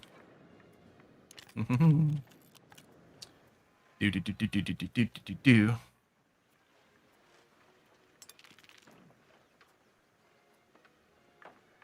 Paper and rice, yeah. I mean, I could be spending money while we're doing this, I suppose. I get focused on, like, one thing at a time, right? Yeah, we know the weaponsmiths could make money, and there was still some demand for that, but I don't like that there's an active paper shortage. So I think what we're going to do, yeah, let's build a couple more paper makers guilds in Strasbourg itself. And then weaponsmiths in Offenburg would be pretty decent. I mean, they're probably profitable. Yeah, they'd actually be more profitable in Strasbourg, but currently, I mean, it's still profitable over here, but currently we've got this deficit of Strasbourg of burgers and people have to promote. So I'll go ahead and just start one in Offenburg. That's going to be okay. That's good. Oh, I'm Anthony. Just got their signed copy of Crimson Fall in New Jersey. Nice. I don't like just, like, shipping things off, like, in the mail, because then at that point it's like, I don't know what's going to happen. It's out of my control. It's always nice to get confirmation that people are properly getting their copies. I like that. Thank you. They don't have bath towns in the Americas. Don't think that was a thing anymore by that age, right? Because a lot of those, like, bath towns were, like, some of them were, like, way back in Roman times. Like, Bath in England was, like, a Roman bath town, right? Built on some hot springs. I wonder if has our world... No. Our worldview... I mean, maybe it has expanded a little, and I don't know. Like, I don't know. Maybe we didn't used to be able to see quite this far. I'm assuming these Terra Incognita borders are going to start pushed out in this era. In the age of discoveries. Yeah, as far as I know, Bath, England is literally named for taking a bath there, yeah. As far as I know. Oh, this little stack of 66 from Metz is going to get stomped. But I don't want to break the siege, not at this point. We want to see this through to the end. And yeah, there we go. Austria's holding some stuff over there. I mean, depending on how much war score we've got left over, we might end up giving Austria some territory. We shall see. Oh, Vukyu is back! Thank you very much. Another super thanks over on YouTube. At some point when it fit in, could you try go more in depth with when to Oh, consolidate, rebalance, etc. Retreat. Didn't get an EU4, and now there's more. Please count this towards my bribe for a game of CK3 or EU5 as Denmark. Ooh. Actually, that would be incredibly fun. They even implement toll sounds in this game, which was a big source of cash for Denmark back in the day. I don't know, maybe now still today, I have no idea. But that actually probably would be great fun. Obviously, natural land expansion targets over here, but maybe there's some overseas options too. When to consolidate and when to rebalance troops. So, I actually had a really good, comfortable grasp on that in EU4 for sure. In EU5, I'm mostly banking on my experience from EU4 about stuff. We didn't have a rebalance the same way in EU4 because there were no flank ideas. So the rebalance is probably easiest to talk about. So in our armies over here, we've got a left, center, and right flank.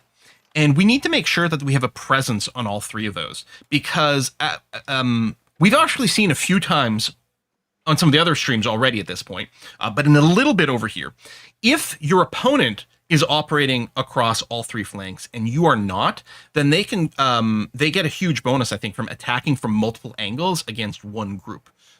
So it's really bad if one of your flanks collapses. So the rebalance just takes your various regiments and tries to keep these numbers semi-balanced across the way. And there's also this reserves flank over here, which you could have regular troops in there if you've run out of combat width, presumably, right? Because there's a frontage over here. So you can see our current frontage limit on our right flank would be 10.71, and we're using 9 of that. So if I had more troops in this army, they wouldn't necessarily all be able to start in the front, and they'd be in the reserves, and they'd have to join part of the battle. But this currently thing in the reserves is just my camp followers, and they're meant to stay there. They're not meant to fight. They're just there to give us some extra food capacity. Speaking of food capacity, our army is still sitting at 100% food, I think because it's just consuming food from the province it's in. What is this? Just wine over here. Oh, maybe it's doing the province as a whole rather than the location. That's possible. The consolidate troops is a little bit different. So this will merge regiments whenever possible, so the army has as many full regiments as possible. And if you hold shift, just like in EU4, you can keep empties. So the idea with this, specifically empty regulars, so this doesn't apply to peasant levies, which is fine. So the idea here is, right, we have our regiments, and when I'm building my my men-at-arms, they're regiments of like 200 people each, or whatever. Although we're not seeing that represented. Well, these might be my peasants. I'm not sure. Anyway, we see a bunch of 200s over here, and then we see 199, 197. These are regiments that have taken some hits, all the way down to here, including all the way down to 0. So by consolidating, what it does is it takes these regiments and mashes them together. So instead of having... say over here, instead of having these two men-at-arms regiments, although they're from different locations, so it's possible that they can't be merged. But let's assume that's not the problem, right? We have these two at 80 and 58. Each one of these regiments takes up sort of a similar amount of frontage and different things like that, but they don't fight very well. We might want to mash them together. Instead of having two super weak ones, we have one almost full one. So generally, right before you get into a fight, you would love to consolidate your regiments so that they're fighting at maximum strength. In EU4, if you were looking to maximize the rate at which your regiments were being reinforced for your manpower, you didn't want to consolidate because each regiment reinforces at a certain rate. So if you have two, say, quarter strength regiments, which obviously you could merge together to have a half strength regiment, but the half strength regiment would just be one regiment reinforcing at a certain rate. Whereas if you have two of them, both of them are reinforcing at a certain rate, which means you're sort of reinforcing from your stockpile twice as fast. So that's why you might not want to consolidate them, is to do that. Now, if you hold shift, it leaves empty ones. So by default, let's say you had two that were at 50, you'd merge them together, you'd get a single one at 100. If you hold shift, you'd get one at 100, and you'd have one that would still be sitting at 0, which means that would still be a candidate for reinforcements. You wouldn't have to go and rebuild it and retrain it and various things. So depending on exactly what situation you're in, you're going to want to either not interact with those buttons, or you will want to interact with them, but either with or without consolidating the 0 size ones. My personal heuristic, my AI, okay, maybe actual intelligence, I don't know, in EU4 was generally right before, like if an army's about to move into mine, or I'm about to move into theirs, I wait until the last possible second to try to get as much reinforcement tick as possible, and then I hit the consolidate button. Usually, I was doing consolidate on leaving the zeros, because the 0 regiments don't get involved in the battle. So that was generally safe. The time I would consolidate and let them sort of mash together and eliminating the ones that are worth 0 were the times when I might have gone above my force limit for a war, and as we're nearing the end of the war, I'm like, okay, I don't need I don't need as many regiments anymore. You can go and merge them up. We're going to save on manpower, especially if I'm sitting on 0 manpower, so there's no reinforcements that can happen at all. Then I'll consolidate everything together. I'm losing a little battle over there, but yeah, I'm not going to leave this. So yeah, it's one of those areas that, and this happens all the time in EU4, and it seems to be even more prevalent in EU5, that there's not a singular answer to what you should do with these buttons. It's, well, what is your short-term goal with your army? What are you trying to achieve? And for me, if you're watching me, prepare yourself for some amount of RNG in terms of whether I decide to use the button and how I decide to use it. There's plenty of times where I'll hit the button and then afterwards I'm like, oh, maybe I should have done it the other way or this or that. Oh, text message. Oh, my food's probably here. I forgot. I didn't set a timer. Boop, boop, boop, boop, boop, boop, boop. Someone sent you a treat. Oh, no, I don't know. I think it was something else. Are we still looking okay? We're still looking okay. Let me set a shorter timer here. I'll go check the door. What are our war goals? So right now, to complete this, which should give us full control over this province, which is the actual war goal. And then after that, it's going to be to come over here and probably just do some extra carpet sieging to bring up our war score. Oh, too many relations. We're slightly over the limit. Now, we could counter that if we wanted by simply spending a little bit more on Diplo spending to get rid of that penalty. Wasn't actually going to hurt us too much. Not currently building anything. No, that's not true. We're building a weaponsmith and papermakers guild, and actually we got a bunch of stuff in the queue in Strasbourg. Gunsmith, papermakers, carpenters. Oh, I don't think we queued up the carpenter, so it must have been... I don't know. There'd be a good reason not to consolidate. I would say if you're not about to fight, then not consolidating. I don't actually know if the mechanics of reinforcements is identically the same in EU5 as EU4. But yeah, in EU4, it'd be like each one... I'm just pulling numbers on my butt here. Each one of your regiments reinforces from your supply of manpower like 100 dudes per month. So if you have 2 regiments, they're each getting 100 dudes per month, which means they're reinforcing from your supply at 200 per month. Whereas if you mash them together, then you only have 1 regiment that's only getting 100 dudes per month. So the reason to not consolidate would be you want to consolidate your dudes as quickly as possible. Okay, what I'm going to do with my army over here is I'm going to give it the full focus siege. And as we learned, we can right-click to toggle everything. I don't care where we still are. Ooh, there's... Hold on. Maybe I should focus in this area, because that's also where Austria is currently operating. Hang on a second. What is this? This is Franconia. And there's a little bit... Oh, and other bits have already been sieged. Okay, I'm going to set Franconia as the only target right now. And as a focus siege. So this stack should stay together. I mean, maybe we should go carpet siege. I don't know. Maybe I should go and bump some troops over there. We'll see. Ooh, we now research social ladder, which gives us the following benefits. We can do encourage urbanization, which increases promotion speed. Oh, by a flat plus 50. Oh, that's huge. Okay, so if you're desperate, like if you built a bunch of buildings and you're short on burghers, but you still have lots of peasants, right? It's not a population shortage. That is a big change because if we mouse over the promotion list over here, you can see the flat value for promotion is 10. It gets a little bit more, 10 more from library, 10 more for university, and then we have percentage-based multipliers, including stability, which has dropped some, but is a huge, huge source of percentage. So getting a flat plus 50 is massive. So that's a good short-term fix if you're missing higher class pops for something. What I might do when my army gets over here is I might go and intentionally start a fight with one of these guys. Maybe this one here at 1200, actually. You know what? I should probably just do that. Just go and step on those dudes. And they might be incentivized to come over here, but if they want to do anything, they're going to have to de-siege a fort, which would make us the defender. Well, unless you're coming down to my territory, which is going to be annoying. We could also probably end the war whenever we want at this point, though. right now, we should be getting ticking war score. Yep. Because we have the war goal. All right, Meissen has lost. Austria has won. We lost 47 dudes. They lost 746.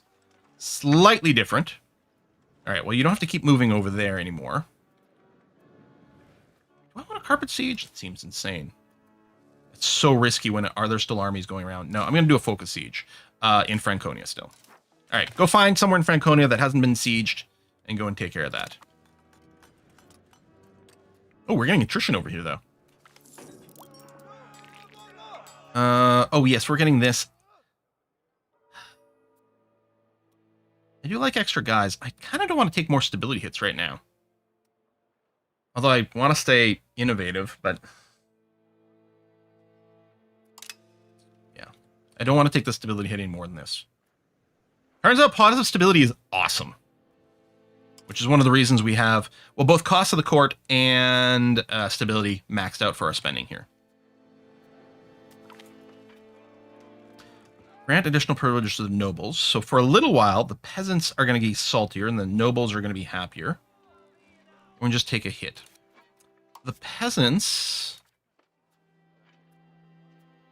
this would probably require dropping taxes on them, which I think is okay. And especially, are we capped? Oh yeah, we're not currently taxing patricians. I think this will be a pretty even balance change. All right. You like chaos more than stability? I hear chaos is a ladder. There's a quote you used to bandy about a bunch. So you're not doing annoying things. Yeah. So again, I could probably peace out whenever. If for some reason something looked non-ideal. Let's go and smash these guys. Oh, these guys going to follow me too? Oh my god, that's amazing. I'm going to have to reissue the command, but... you know what I'm going to do, actually? I wasn't raising the levies, but I'm going to now. I'm going to get my peasants back. And it might be time for a... whoa! Autosave lag, I think. I think we'll go for a full carpet siege command. Because I think they've been completely bashed. And Austria's around. So yeah, that sounds good. So we can select objectives from over here. These will select all... like, we can select all of our armies from here. There's just the one army right now, so it doesn't actually matter which way I do it. So I'm going to go carpet siege. Still start with Franconia. So carpet siege, the army will split. And we'll siege all the locations. Which makes us a little bit vulnerable to a counterattack.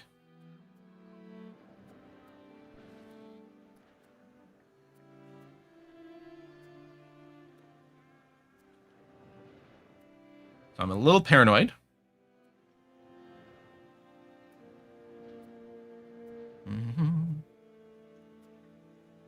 More. So we declared against the Palatinate of the Rhine. Okay, yeah, and I can definitely confirm the DX12 performance is so much worse than the Vulcan.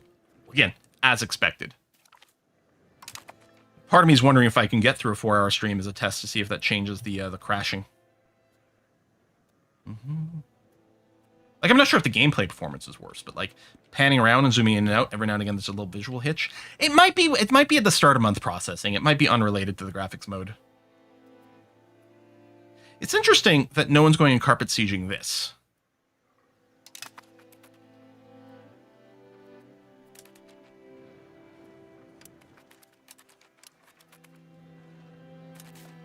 I don't know if they're holding that for a reason.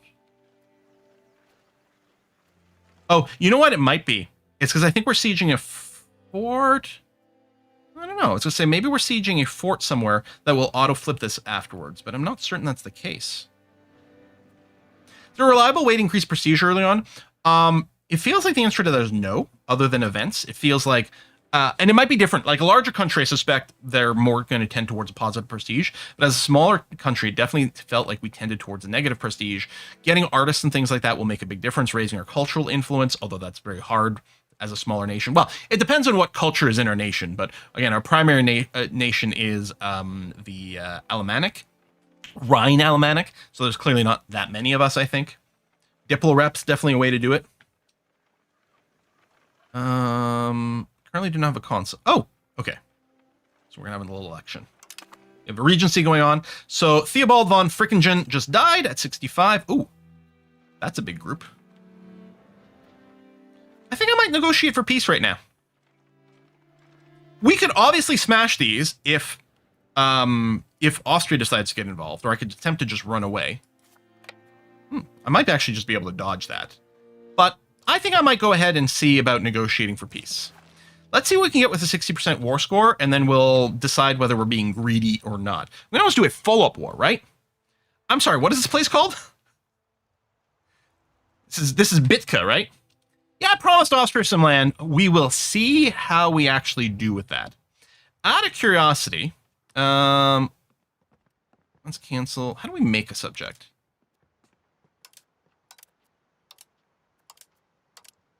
Is it over here? It might be in here.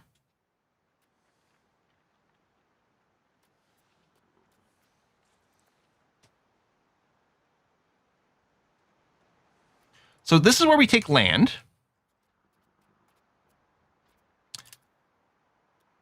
Block, execute, humiliate. Dismantle forts. Release, which is always fun to do. Liberate. Oh, you cancel subject versus liberate counties into new people. Revoke your cores. Food treaties, military access, piracy, food. It's too big for a vassal. That, which might be the case. I'm still just a little surprised that it doesn't show up in the list and then tell you, no, it's not eligible. Vassalization. Okay, it is over here, but it's not always available. Because it's weird, because some things are grayed out. Like, I can't take execute reeler, so why wouldn't it list vassalization, but gray it out? It's an odd choice. Let's see here. If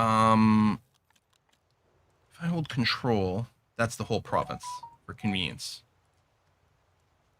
which they would accept. Can we also take Bitka? Yes.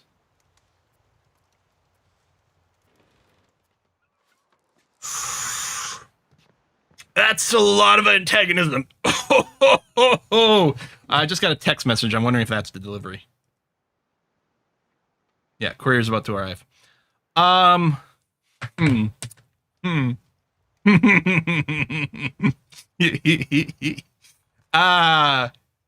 Aggressive expansion is just a number, right? Antagonism is just a number, right? That might be a little bit bigger of a number.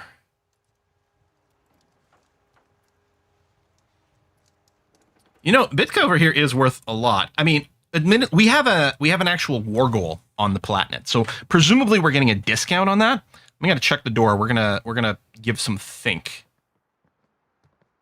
Where's the Palatinate here? It's interesting. It still lists war goal take Palatinate as a plus 25. Oh, I'll be right back. I'm going to check the door. Everyone get up, stretch, get some water. Actually, I'm going to refill my water too.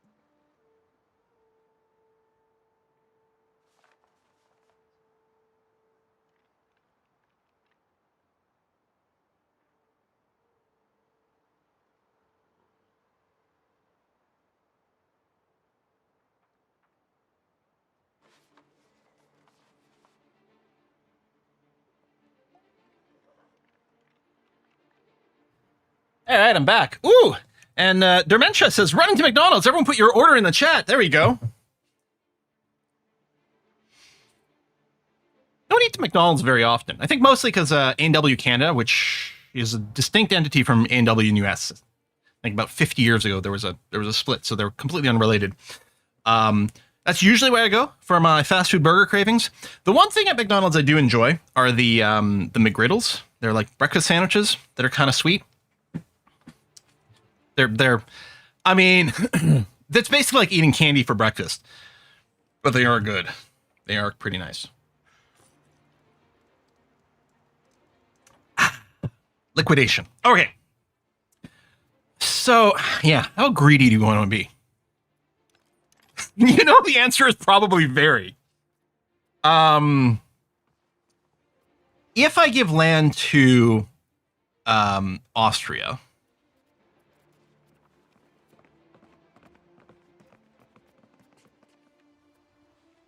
I'm sorry, is Austria not actually occupying anything? Occupied by the Duchy of Austria.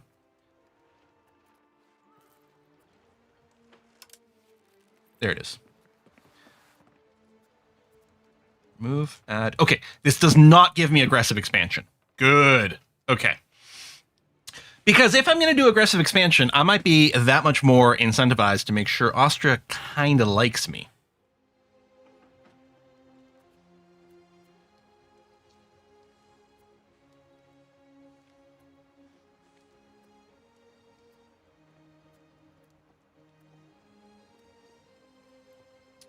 So if we do this, I've technically given Austria something.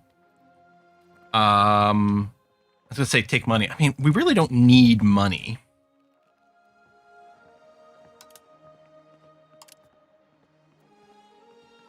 I should maybe get them to revoke their cores. So that's the peace cost. But there's no antagonism, which makes sense. Oh. Oh, they're no good with this. Really? Oh, I guess we only have the +2. All right. I think we're going to do this. You hover over Austria's flag to see if they're happy or not.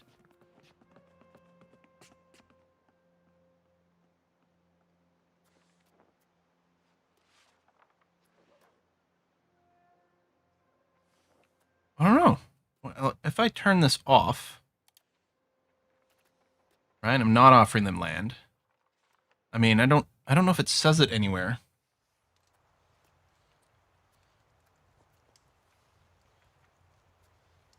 Could I still take Itka? Why does it go up? Oh, do they want me to take this? Is it because, yeah, it was weird. They had a higher some. Is it because, like, they don't like that this is going to be separated? Yeah, I don't know. Their acceptance goes up when I take Bitka off their hands, which is more antagonism.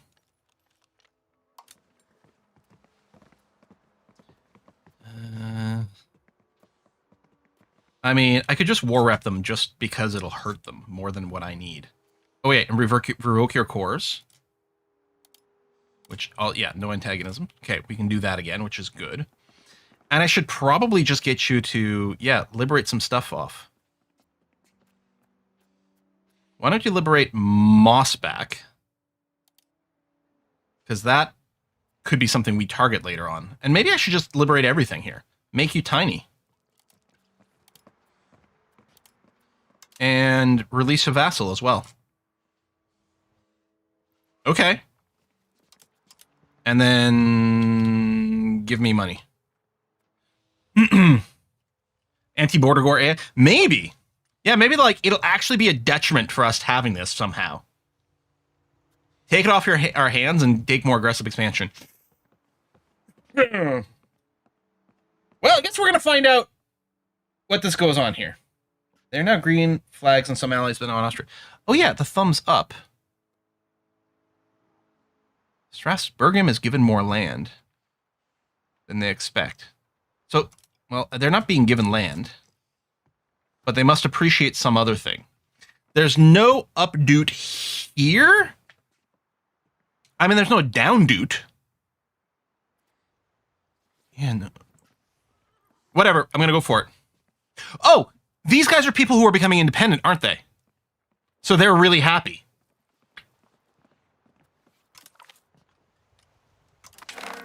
Actually, I should have done a safety save right before the peace out. In case we just did something real bad. We might want to up our Diplo spending and do some sucking up.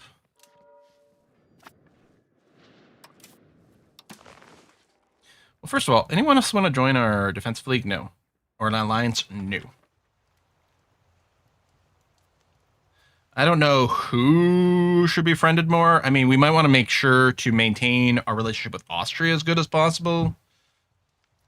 There's not much. Like, we can only get an extra 38 here. Let's go and invest a little bit with Bohemia. Because they're kind of biggish. Oh, yes. So we can go and disband our levies. And then all of our remaining armies are proper standing armies. So let's get them to stand in Strasbourg. Then we need to go and restructure everyone over here because we need to do some integration. But we do have a 98 military person, and mostly we have one big province, the whole province of Palatinate. I don't think we owned any of it. Clearly, we're going to have to go after Landau over there, which makes me want to say, like, Juliet Landau, which is the child of another notable Landau, a more well-known Landau, I think. Julia Landau was the person who played Drusilla in Buffy, right? Or am I getting similar names mixed up? So I think Julia Landau is the daughter of Martin Landau, I think. Anyway, we're going to do that. And then, yeah, over in Sarg, we have partial ownership there. Who's our next highest military score? 57. All right. So instead of developing Durlac, we're going to have you integrate Sarg, which shouldn't take as long because I think it's basically only the one extra location. I think it's Bitka. Quill, this will be a small country play. Also, Quill gets big. I mean, we're still not big. But obviously it's going to be a little bit of grabby grab. Yeah, we'll probably go and get a CB on you at some point, but let's hold off on that. Do I want to do something else with this feller? What's he best at? He's best at Diplo stuff. Actually, we might want to run you in diplomatic endeavors for a bit. We're not doing that many simultaneous improved relations right now, although we may, especially if we spend more on diplomacy, which maybe I should. But the +2 Diplo rep is actually pretty powerful.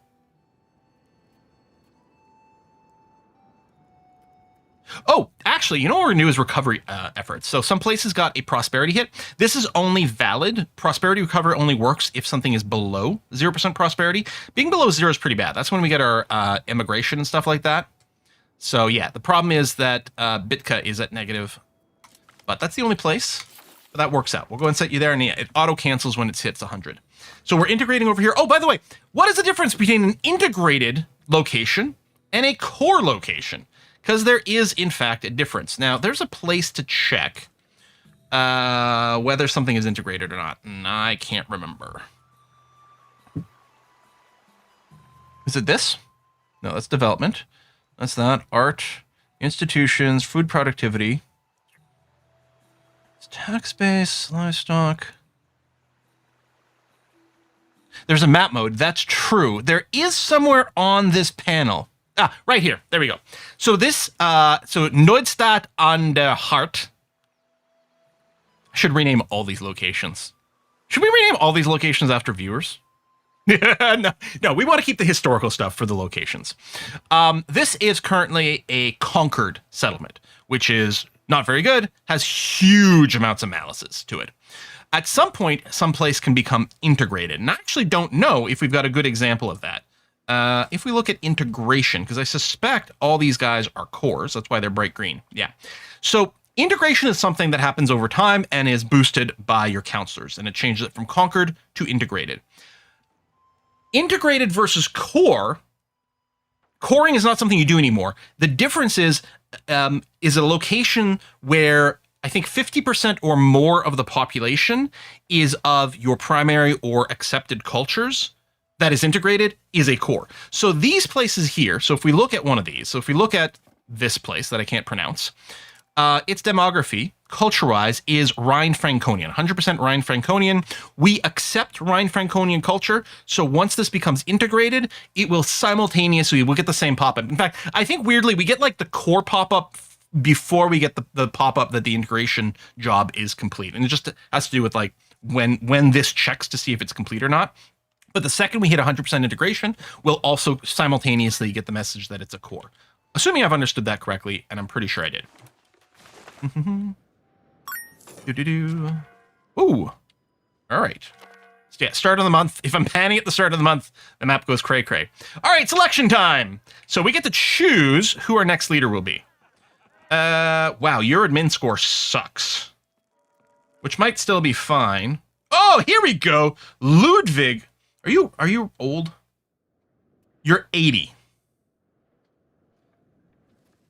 One thing I didn't check, I don't know if we get a dip in stability when our ruler dies.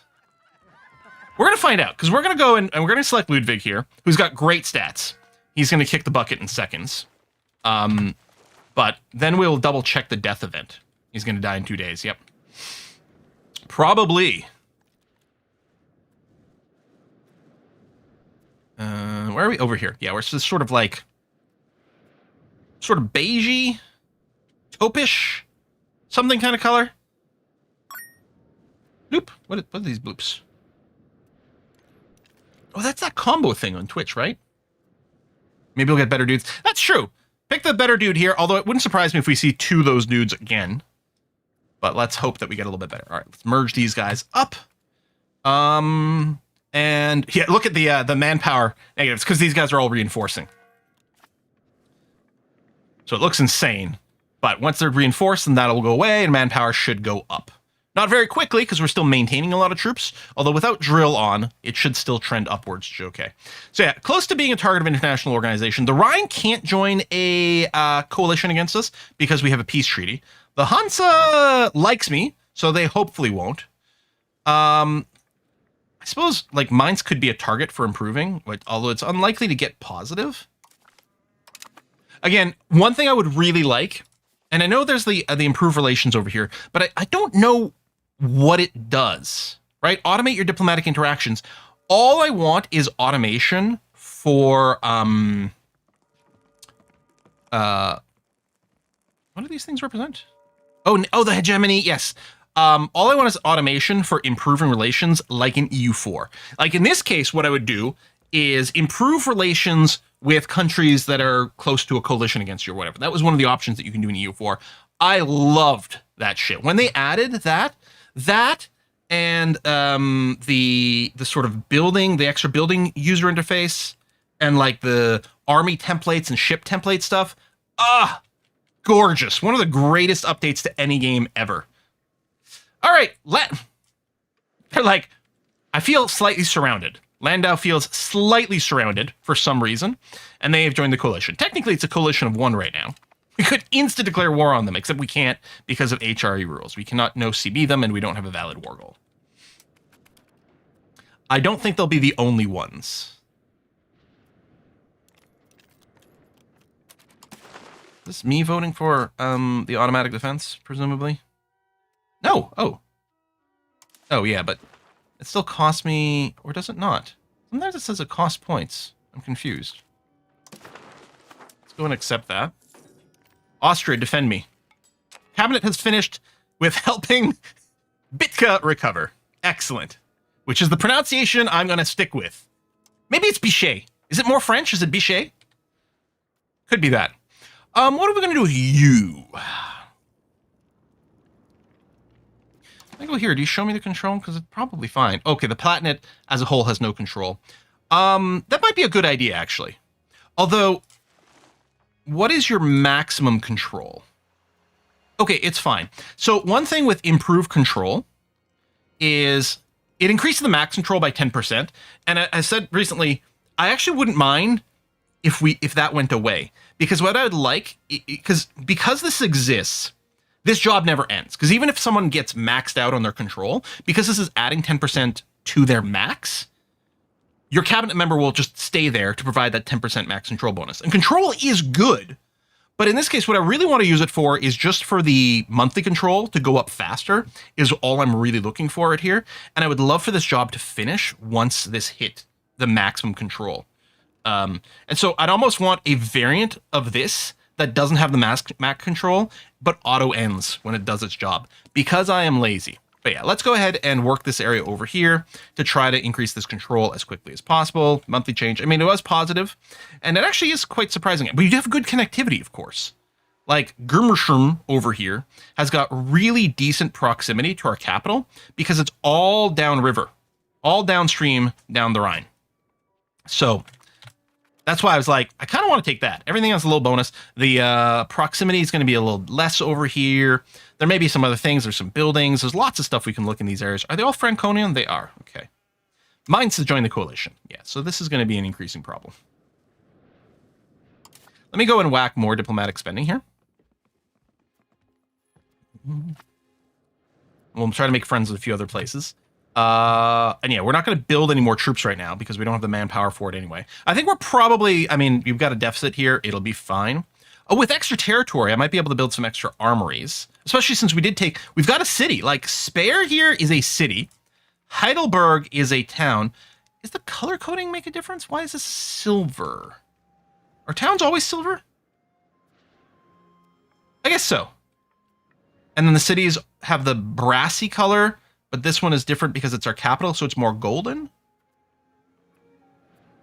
The road building buff was only while we were doing that particular vote, but actually that's an excellent point. What I should be doing with my money right now is from Strasbourg. Build a gravel. Why is it not green? Because it's there. Construct a gravel road to Heidelberg, 53. Is it possible that it won't have an impact on the proximity? Is that maybe what the coloration is? Because it looks to me like I can build it. Like if I click here, it's definitely starting a road construction. But I'm wondering if it's not green because there's no difference. Or beige or whatever. Because I've got the Rhine. Now, the road might still be nice for unit movement or something. But yeah, this might not do anything. I'm going to just... I suppose I should probably cancel it. You know what? Screw it. Build that one. I don't care. Build it. If you build it, they will give you something. Oh, we might have... Okay, so we might have some new RGOs we can build. Now, in a lot of these places, because there's no control currently, they won't do much. Strasbourg is fascinating, though, because it keeps growing, so it keeps increasing its RGO cap, and because we've got 100% control and 100% market access, it becomes a really good place to build. Lichtenberg, not bad either. Sure, we'll get another legume one. And then here's the thing. These guys don't show any profit, but that's going to change once we get more control. We could pre-build stuff there. Probably it doesn't make much sense. We could also consider buildings, and I almost need... I need a handy shortcut. I need to be able to, like, favorite certain classes of buildings that I want to go and max out in places. Even though, like, they don't make money, so they're not going to show up as, like, a most profitable list. So it's like, things like, first of all, if you can build an entrepot, that would be really good. Like, we could consider for hospitals, but, like, universities, for example. Ooh, we might have some decent bridge spots, too. Yeah, I think I'll probably do that. Because bridges are really nice. Because the local proximity cost minus 5% will have an impact. So I'll do that, and right now, over here in Nodstad, it's not showing up in the mass build because it's got a shortage of laborers, but only by -1. I'm going to go and throw it in the queue anyway. And then this one here belongs to a vassal, which is less important for this. If you right-click a building in the list, can you favorite it? No, actually, right-clicking a building in the list queues up a build command.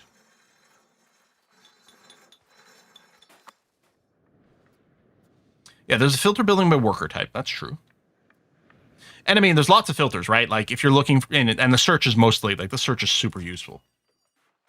But yeah, like I might want to make sure I've got my, not arsenal, armory? Like more armories.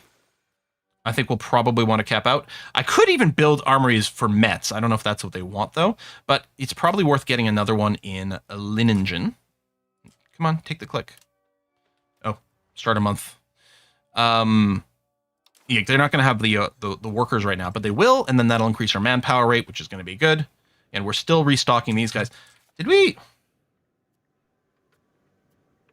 I have this wrong? Oh, I did build a bunch right before the war. I was like, why is this? I thought I had like 2,800. What's going on here? But I did build a bunch right before the war, which is probably going to be good because if people are coalitioning us.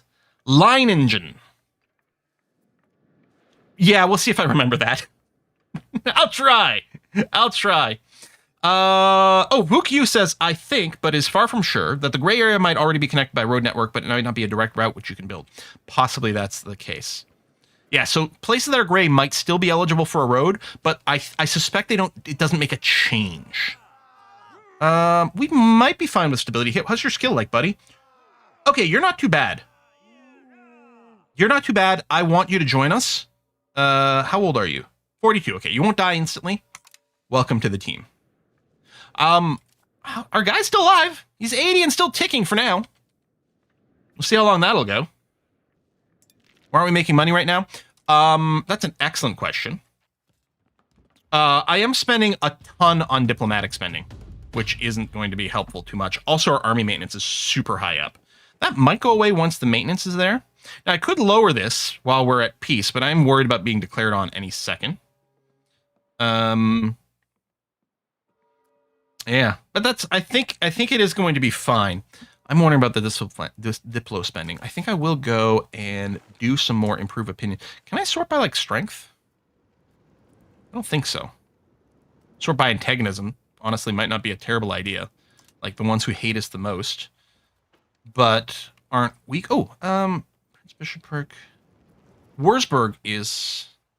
Oh, it's annoying that it doesn't highlight the map. Oh. But yeah, let's do that. And Württemberg, they don't hate us too much because we had improved in the past. Trier, we can get a full 110. I don't know if they're in the list over here. Lorraine. Okay. I don't know. There's a lot of improvement we can do there. Let's go and do that. And then what I'm going to do is I will pull back on my Diplo spending. I will try to maintain a slight positive growth. If I bring it all the way down to 0, it's still going up. We're not going to have a huge bank, but that's okay. All right, let's do that. I mean, we have plenty of money banked, so it's not a problem. And our economy will improve once we get everything integrated and get our control up over here as well. That's going to be big. Who is the HRE Emperor? Check with him. You should be able to ask to be made a duke. I don't believe I can be duked because I'm a republic, right? So it's Bohemia, this feller over here. But yeah, I don't think I've got interactions available because I'm a republic. Please correct me if I'm wrong, because obviously that would be really, really important. Oh, Trier was in the list of people who hated me? All right, well, that's good to know. All right, up to speed 4 for a sec here. Oh, I should have a dumpling. Since Fish Sticks so kindly sent one. Let me go to speed 3 for dumpling eating. It's in Diplo action, should not change your government. Okay, hold on a sec. Let's take a look. So, in Diplo actions with Bohemia,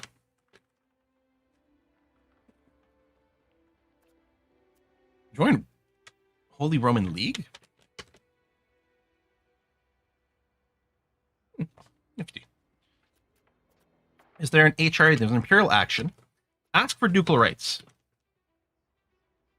I need 25 prestige, which I don't have. Our country rank will become duchy. Oh. Okay.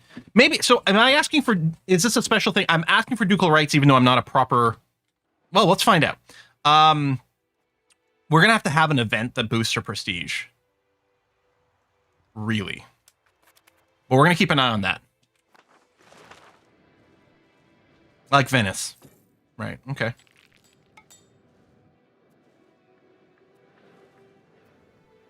I suppose, I mean, I could spend on cultural investments, actually. Ooh, it's not making much of a difference, but it's also not that expensive. Let's get this trending positive and see what we can do. High prestige is good for market attraction. So when we were at a peak prestige, actually, we're in pretty good shape here. I think we took an even bigger chunk out of Nuremberg here too. To be fair, we did build the market buildings. And actually, because we did go and grab some more towns here, and we might want to make more towns. That's something else to consider. But can I build an entrepot? No.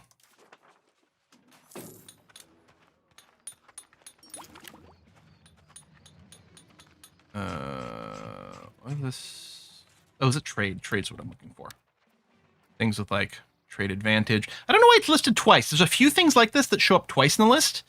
And like, you got to click them both for some reason. But yeah, marketplaces is probably what I want to go and spam some more.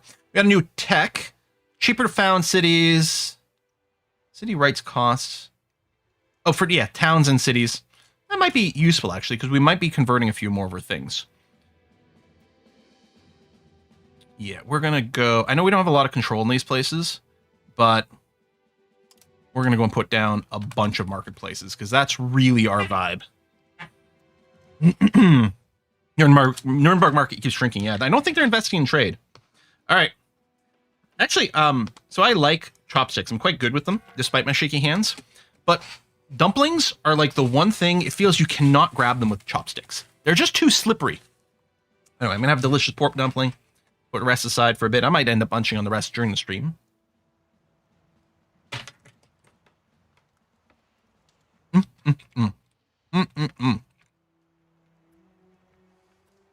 at this trade node. It's crazy. We're almost reaching the sea. Or... never mind. It was blue for other reasons.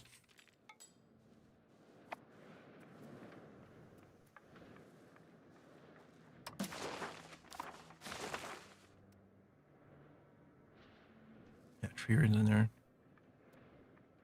Hessa. Unhappiness among the merchants. Reduce trade investment. Doesn't sound like what I want. Reduce trade efficiency. No. Or we could just upset the burghers. I think the burghers... yeah, their satisfaction's super high. We can go ahead and upset them for a tiny bit. That's fine.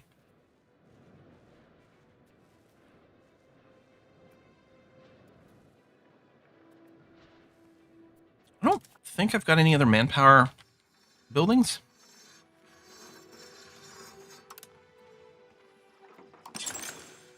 Right, building that. No, it's not that. Okay.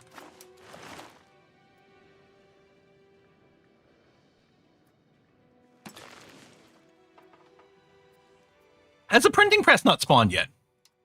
We must be at a pretty high percentage. 34% chance each month. So every month there's a 1/3 chance. And getting better every month. So in theory, we'll see it pretty soon. If it doesn't spawn by the end of this year, like, the rolls have been crazy. And I don't think there's anything we can do to influence it popping up here. Mine's going to feel pretty smug. France is eating up Lorraine. And getting kind of close to us. Depending on how things go. Not loving this. How many paperworks did you need to qualify a printing press? I don't think there's anything like that. Right? Like, to be a valid printing press location is you have to be a city. We are a city. Or you have to be mines. And then the rest is produce greater than 5 paper, which I thought we did. I guess we only produced 4. Maybe I should build another one.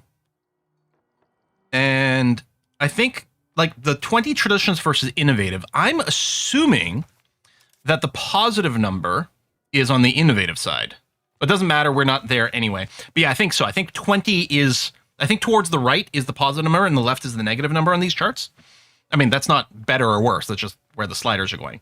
So I think, like, the centralization at full -1 is the full left side.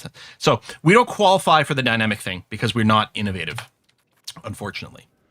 But we qualify because we're a city. So any city is apparently a valid location. Why positive location say none? Okay, I think you're right. Why does it say none?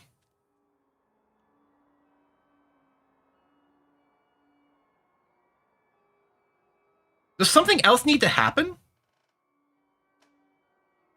Because, I mean, mines clearly exists. Cities clearly exist. Why does it say none? Is there something weird going on? Is something broken?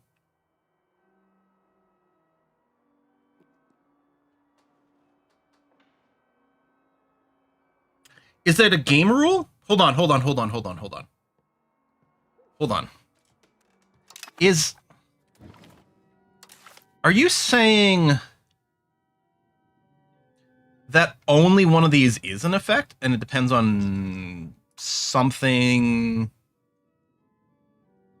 picked here? Institution spawn dynamic.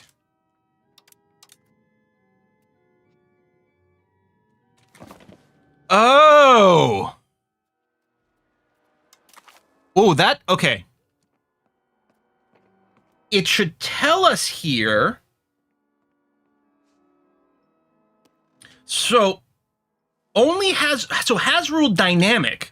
It sounds like a I can has cheeseburger thing.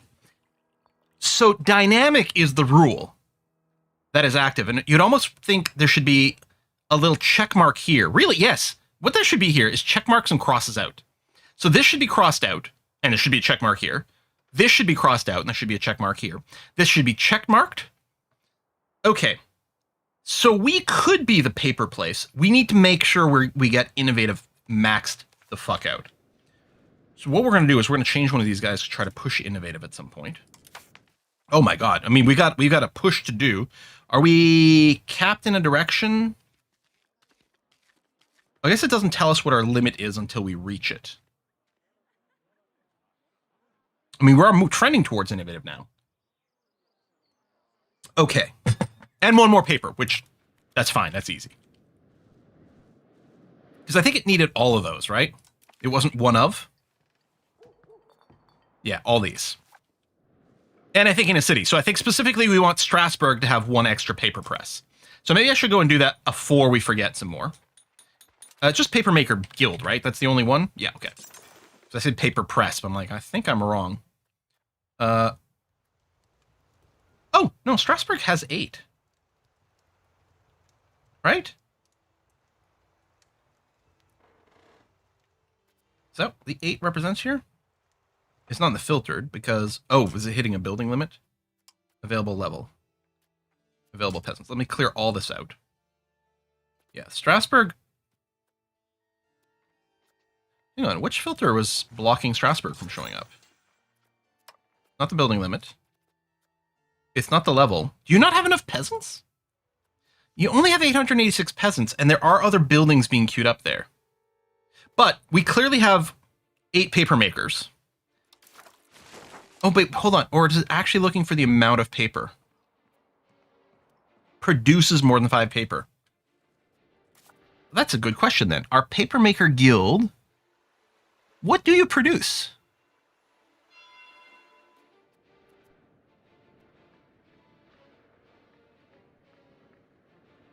Okay, you are producing lots. I'm confused then. Why is it that in the tooltip for paper, we're not... I was seeing the 5? Maybe I was seeing something else.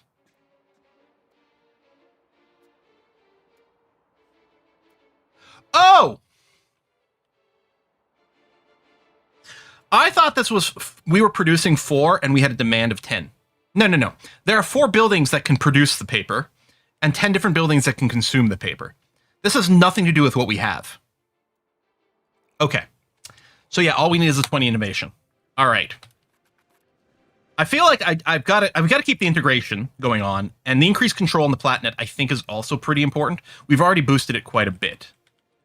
But we will for sure be pushing the institution. What trait? So change the side of value. Okay, is diplomacy, and we do have a pretty good diplomat. Good. Yeah, if we can be the first to innovative. And we have mostly preferred going there. We haven't been making a hardcore push towards it, but that might have to change. Our last tech that we had queued up here is Devotio Moderna, giving us a discount to cost of court, which I think is going to be a decent money saver. And then the question will be what we start working on next. I'm not convinced there's anything... I don't know if the trade range is really going to do much for us right now. I don't know if there's anything in here that is immediately like, oh, that would be good. I guess we could unlock cavalrymen. But I think more we'd be looking at the list. So Age of Discovery, I still can't research anything yet because things haven't spread to us. So in Age of Renaissance, what we could do is look down and see, okay, what leads where? What are national assemblies? Do we want that? Government reform.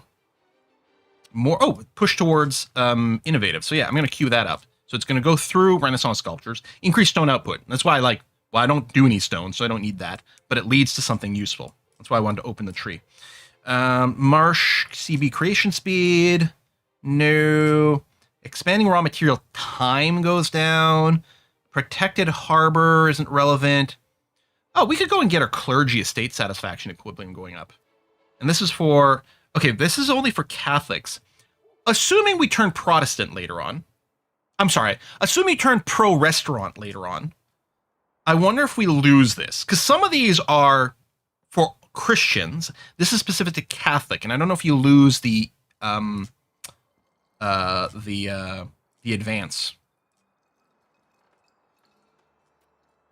Exploration preparation time. See, we're not really playing that game. Spy networks, support rebels, infiltrate administration. Okay, there's some cool ass spy shit. Privateers. Oh, market attraction. Let's queue that up. So yeah, I wouldn't have necessarily cared about the spy network construction, but shrewd commerce looks good. Canals? Oh! This is a city exclusive building.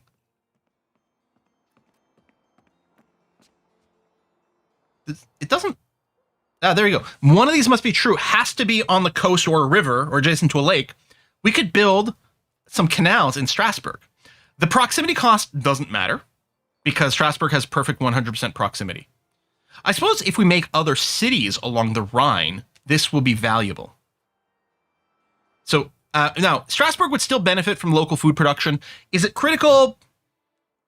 The local proximity cost for other cities along the river is probably going to be worth queuing this up.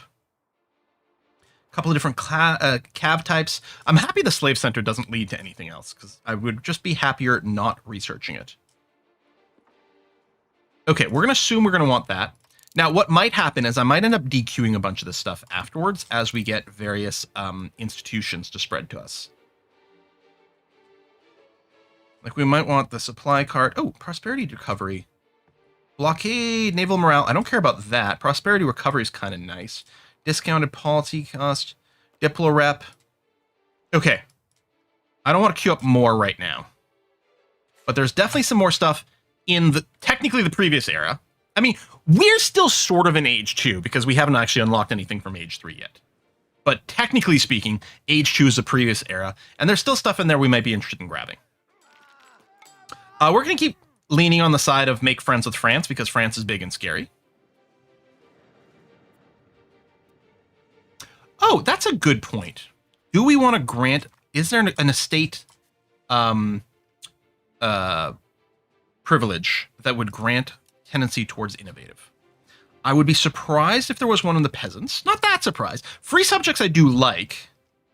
Okay, no. Burghers I would think might have one. We might already be running one. I'm not sure. Individual justice. Innovative. Control monetary policy.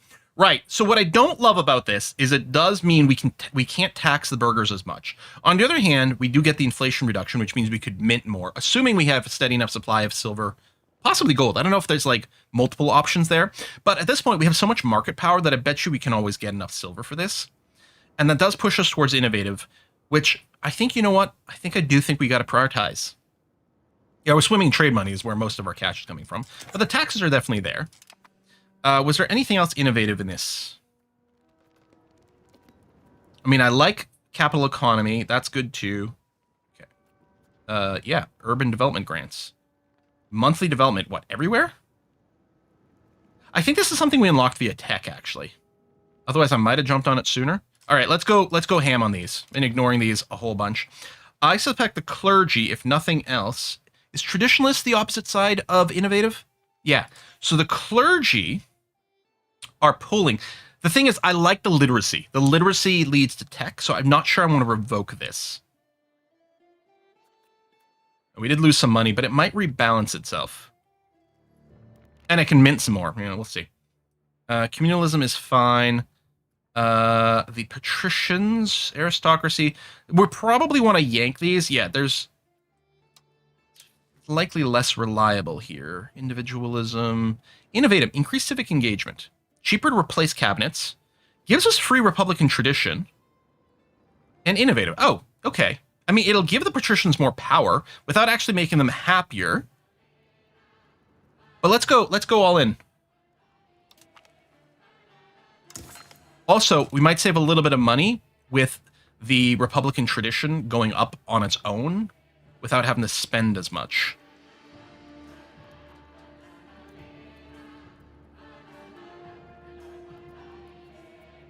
I wouldn't mind the quality and the discipline boost, but let's hold off on that. Yeah, there was a little cost there. So now we're spending money on the court cost of the court. But yeah, we can mint a little bit more. Now, minting doesn't actually give us that much money right now. But it's a little something. I know we have 0.01% inflation. That's fine. We'll do that. And yeah, we're spending on the cost of the court until this gets back up to 100, and at which point the cost will go down. That's going to be fine.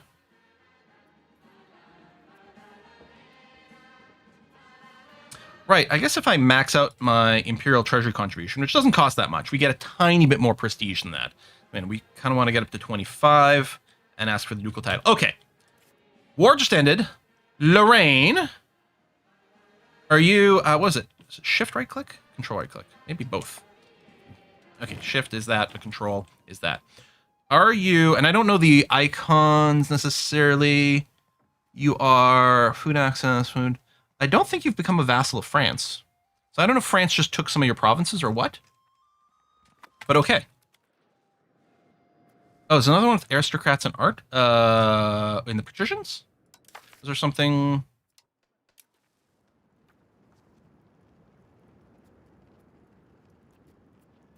Oh! So cheaper artists, not that we have any yet, and more progress towards innovative.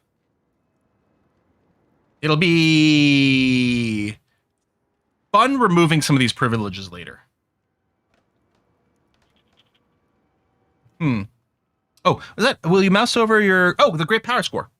Yeah, over here. So the biggest contributor is just having embraced institutions, because we don't have that much, right? We're very small in all kinds of ways. So our score is mostly coming from these institutions, which is why we flatlined a little bit. But hopefully we're going to be some of the first people to embrace some of the other institutions, and that would be great.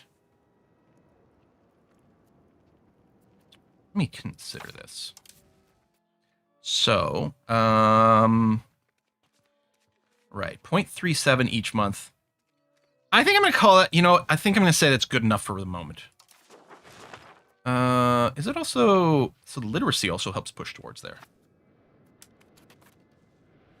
Right, and we'll get past the 20. That was the important, the break-even point is well past. So we might still want to get there faster, but we're going to be okay. And yeah, a bunch of banked money, some construction going on. Some of these messages are... How do we get rid of these alerts? Yes, no. I was trying to right-click, but that's settings. There you go. Hide the messages. Thank you. Probably weren't even readable to you guys because we're behind my head, but still. Mostly we're hoping that we don't get coalitioned. Well, there's a coalition against us. Hopefully more people don't join, and hopefully a coalition war doesn't break out. In theory, we still have Austria on our side. But, you know, who knows how steady and stable that is.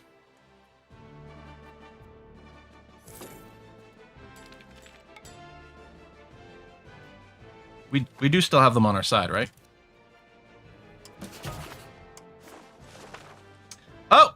Our 80-year-old died. He's lasted for a little while. I don't think we have it. Did you invite an artist? There's a button for that, isn't there? I don't know how that works. Because we've got our culture screen over here. Works of art over here.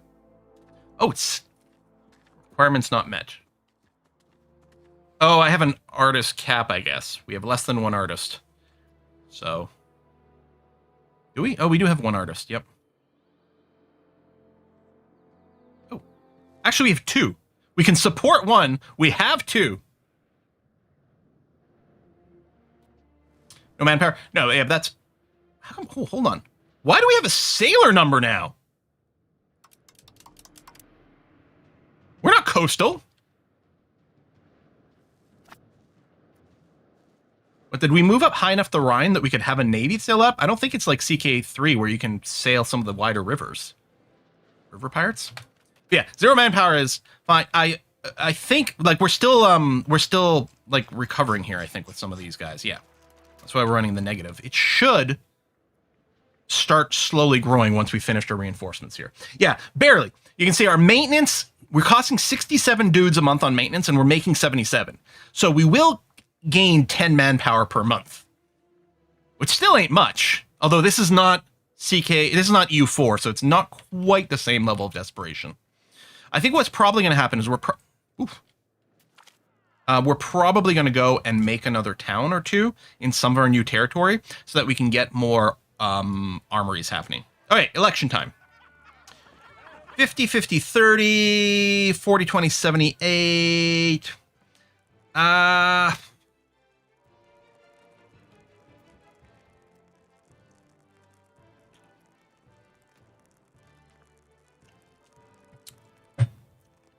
And, I mean, this is our ruler. This is not a council location. So, kind of just want highest total number. So, this is about 140. This is about 140. That's about 140. So, I'm going to say I want this guy. Oh, this is Von Worsington. This is where people named. He's 45. We might conceivably want the youngest. I think Von Worsington's probably the way to go. 45. Okay, Von Worsington. Boom. And no traits yet. We'll see what you develop. Unmarried children. Nope, no one wants to marry us. Oh, we can embrace an institution. I think we'll wait. It's kind of pricey right now. Well, it's negative money, but we are spending on some stuff. Prestige going up. Cost of the court over there. I don't know, maybe I should lower the army maintenance right now. I'm worried about being declared on. We've got a bank. And yeah, the patricians and the commoners could be taxed. We can see here, they could be taxed if they were happier. Patricians, anything I can do for expenses? We could help bring down those fine cloth. And it probably is fairly profitable for us. So it's not the Spinners Guild that does it, it's the Tailors one that does that. Although these are predicted to be fairly profitable. And I mean, I think the Spinners Guild make cloth, which then get turned into fine cloth. And dyes and stuff help too. So it's kind of makes sense to build both up.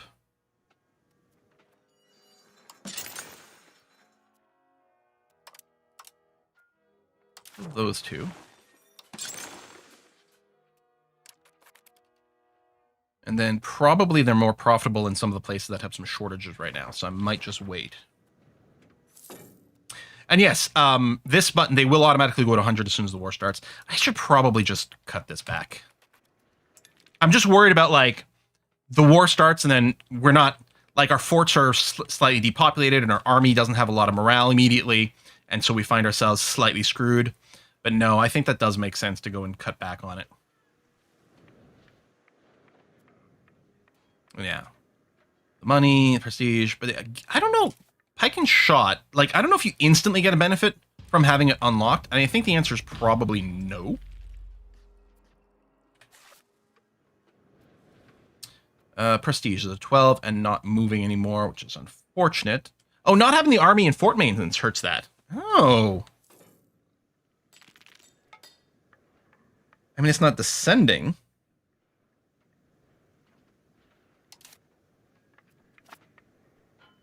I don't suppose do we have any buildings that boost prestige? No. Clearly some must exist because it's in the filter. Yeah, 4 years away from starting U4. and just swap games.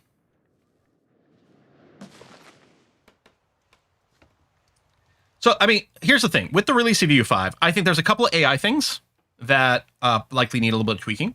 Some of the army movement and some of the AI behavior. A couple of UI things we would love to see a little tweak, although I'm not saying that UI is broken in any way. And that, you know, that if I'm saying that, that means something.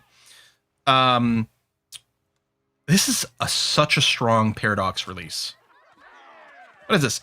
Friedrich. Oh, or you've got a cultural mismatch? All countries would gain opinion. So all the high...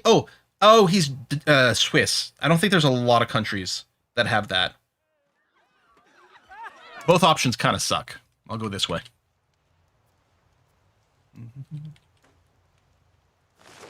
I didn't check for reduced prestige decay. No, that's true. No, nothing. Population is getting bigger. Took a huge jump a couple of years ago. I don't know why that happened. Hey, expected cost of court discount. There you go, $23 per month now.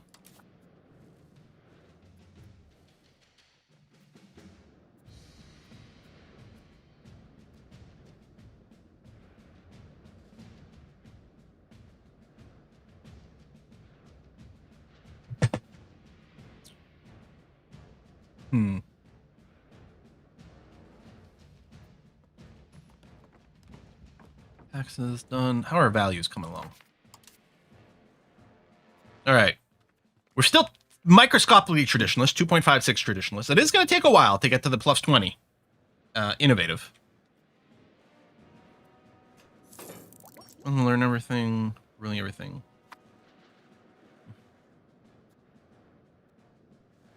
If you right-click on the flag, you'll open the country. Yes. We have noticed that. It's the country menu.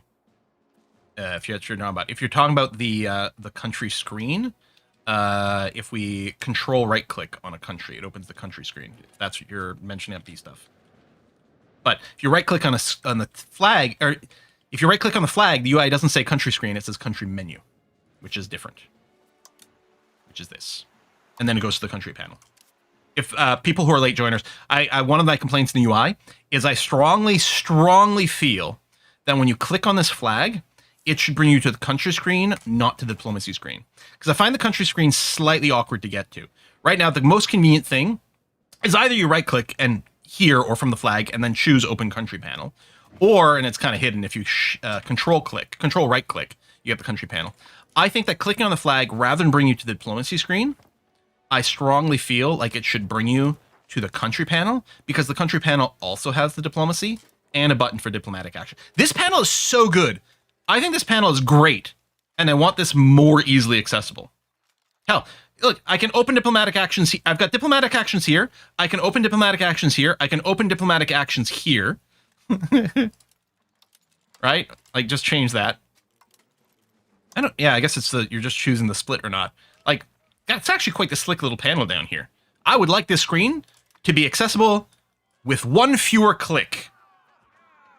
Lose stability. Oh, I don't want to lose prestige. That is annoying. Losing stability is very annoying. But I think we can eat it more, because I want the prestige. I'm hoping for an event that gives us prestige. Maybe I should bring up the army maintenance after all to get this ticking.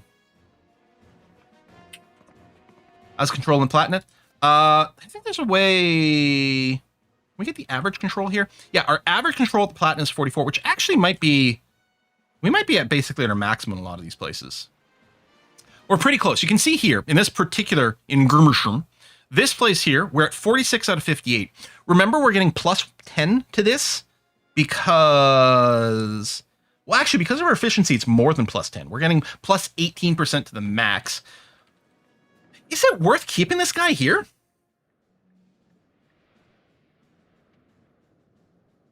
I mean, that is a pretty big control boost. Which is heckin' nice. But the other thing is, he's our best person to change societal values. I think I'm going to go ahead and make him do this. I'm going to have him do the societal value towards innovation. And push it even faster, please. 0.55. Is that what he's contributing? Or is that my absolute? Yeah, that's the actual absolute. Cabinet influence. 0.18 is still pretty strong. Okay. What's the miss when you took the Palatinate? We didn't take it all. The Palatinate technically exists. We took the province of the Palatinate, which is this little donut around Landau. The Palatinate of the Rhine still exists. It's mostly over here and a tiny bit over there.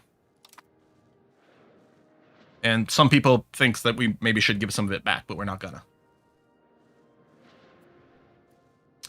Oh yeah, we've got a diplomacy point. Can we? No, they are not interested. Likely target of coalition, -50, which is a brilliant thing. Also, they want my land. Fudge. What I don't like is, when did we lose the alliance and the defensive pact with Austria? Why did we not get a giant pop-up about that? Maybe there's a message setting I can tune, because it happens all the time. All of a sudden I realize, oh, we don't have an alliance anymore. When did that happen? This needs to be a big, like, alarm bell, because that is critically important.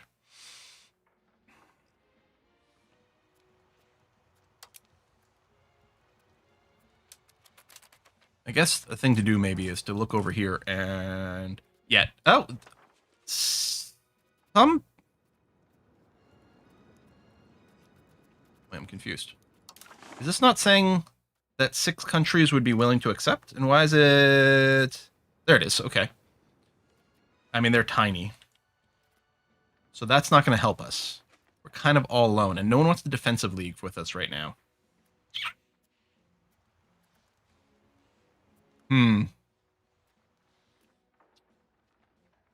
If I try to improve some opinions more. I mean, Austria might be willing to do it again once we're no longer a coalition target. So it might be worth doing the investment to bring Austria back up to the cap of relations. But yeah, right now we are very alone. You got the Fogers, they want to get out of the losing proposition Nuremberg. Yeah, so those are like kind of nations or whatever that are building based. Lose 10 prestige. No, and upset the patricians. We'll do this. We'll lose Republican tradition, gain patrician satisfaction, which actually means they will... well, that's their immediate, but still. The taxes are based on that, but if they have a positive number... Sorry, I want to go here, and then there. And then there. Yeah, they're above, which should give us a slight prestige boost, because they are happy. Yeah, noble estate satisfaction. Right there. All right, you know what? I'm going to raise the army and fort maintenance, because they do contribute to prestige. And again, a little bit of paranoia. I want these guys to be sitting at full morale, and our forts to be fully loaded. But then it does make our prestige go up. Slowly, but it's happening. And we're still making tons of money. In fact, we should probably consider what we build next. Well, maybe I'll let the Spinners Guilds finish.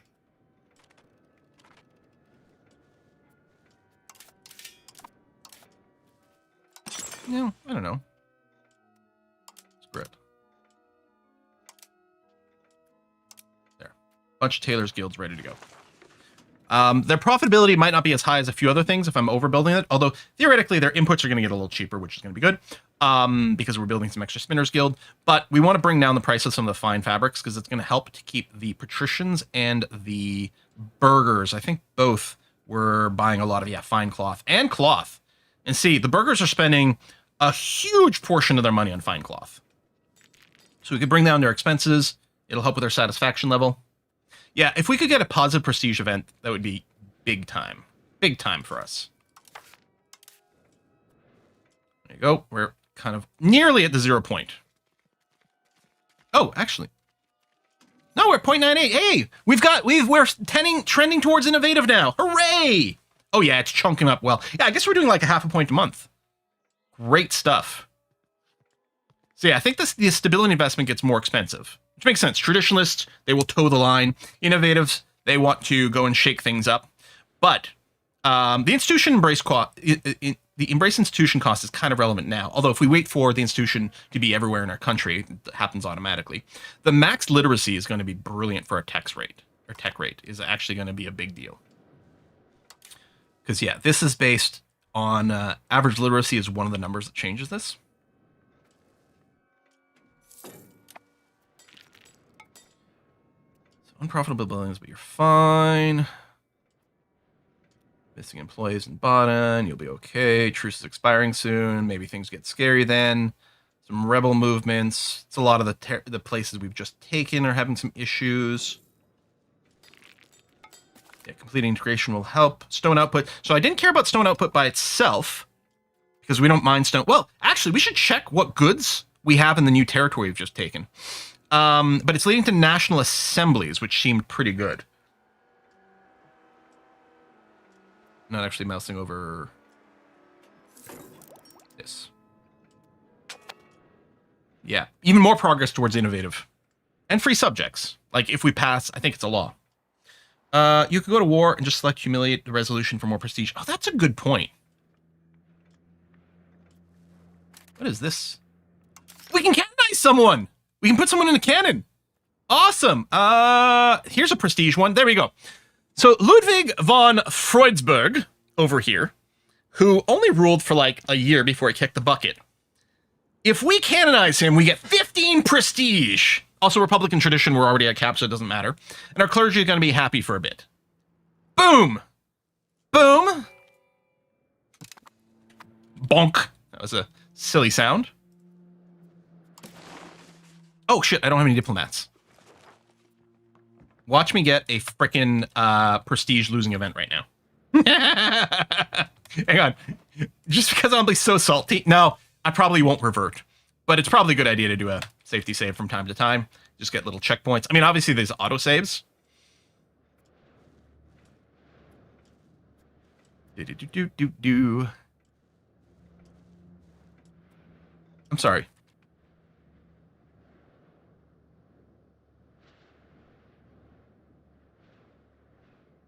How do we have so much prestige? Weren't we at like 10 or 11 and didn't that say that was going to give us 15?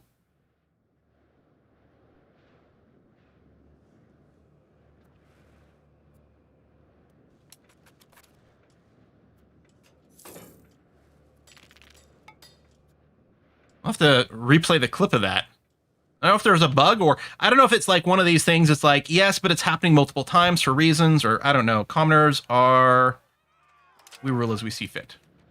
Do I have a diplomat? No, not yet. There's a mighty cannon. The spending on diplomat? No, that doesn't. Oh, I don't know. Boom. There we go. We have a diplomat. So, look at that. Ducal rights. Huh. That's really fascinating. So I'm going to do that in just a second. But yeah, so we've got a county level country right now. Can sign alliances and we can have one rival. If we go up to duchy, more cultural capacity, more diplo range, great power score, plus 50. That's going to be big. Sign alliance, sign guarantees, and we can have a second rival. Ooh. Oh, there we go. At least one of these. Change rank through elevate.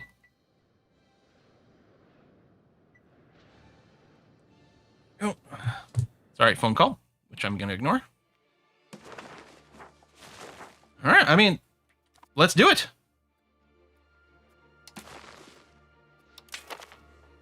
Receive the right to become a duchy.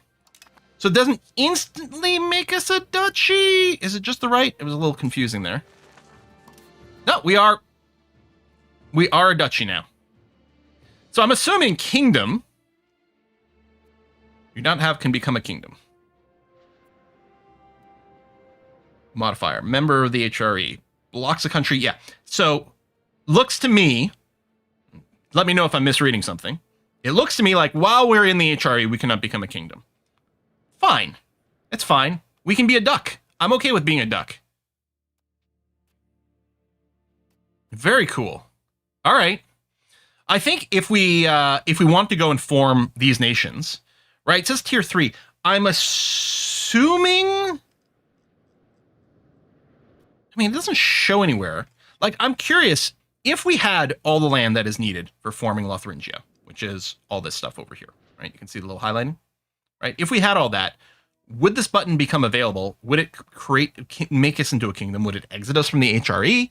Or does it have a hidden thing of, yeah, you need these locations, also you need to be tier 3?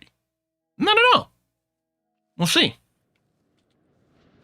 Bohemia became a kingdom in HRE is much later, but still. Yeah, maybe it's possible. Maybe I can't hit this button to do it, but maybe you can do it with this button. No clue. Haven't gotten to that point in the game. Okay, this is great, though. Hang on. 2 calls back to back.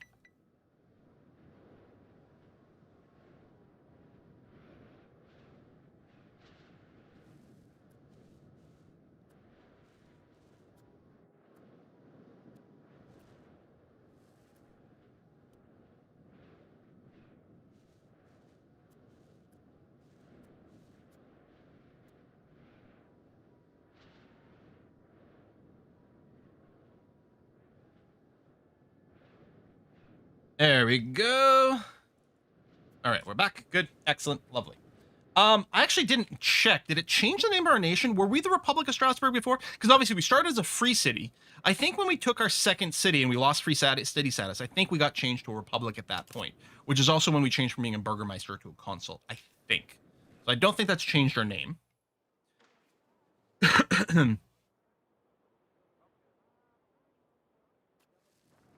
So I just want to go through.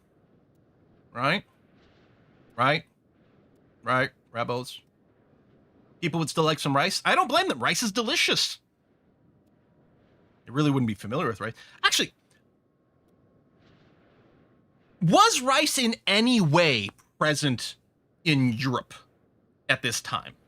Not just like imported as an edible, but like did anywhere grow rice? Because like rice wasn't a plant that was necessary. Well, I was gonna say rice isn't a plant that's necessarily exclusive to Asia, but I suppose the some of the common strains we eat were there, because I was like, well, North America's got wild rice, but it's very different. 1400s in Spain and Italy? Ah. Yeah, the volume might have gone down a little bit. Let me see about adjusted. It was cultivated in Italy. Okay. Actually, I suppose, you know what could answer our question? If we went here and then went to goods and then searched for rice. In my household, and this is probably not a joke that's exclusive to just my family. It's probably a joke that's common to a lot of French-speaking households. We often refer to rice as ha ha ha, because of course in French, rice is riz, which is exactly the same sound as the word for laughter, for laughing. So we've got some rice in Lamello and a little bit in vermicelli. They grow really long rice in vermicelli. We've got some in Tortosa. So not a lot of sources, but it is definitely present over here. I'd be curious, like I don't know what the rice strains are. Like, right, you can buy jasmine rice, basmati rice, arboreal rice. Maybe arboreal rice over here. You know, can you make risotto? I mean, I don't think the subvariants are simulated in here, but still.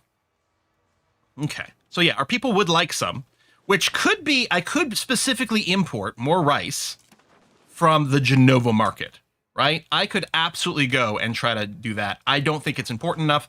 And theoretically, if there was enough of demand for it, my automated trade would go and do that.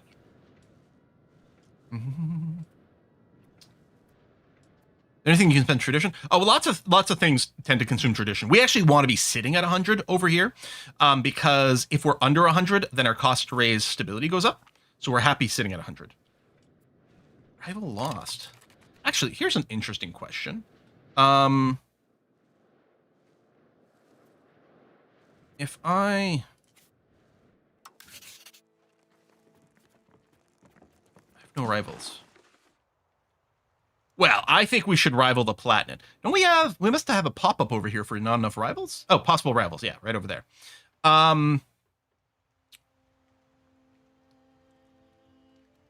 By not having rivals, is this the case? Is this by not having any rivals, we would generate more antagonism and we're worse at spying, but we progress towards conciliatory?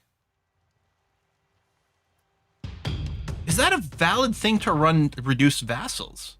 Because in EU4, if you weren't running enough vassals, you would get a penalty, which is a good, very good mechanic, because it forced every country to declare some other country as someone they hated, which just automatically generated tension in the world.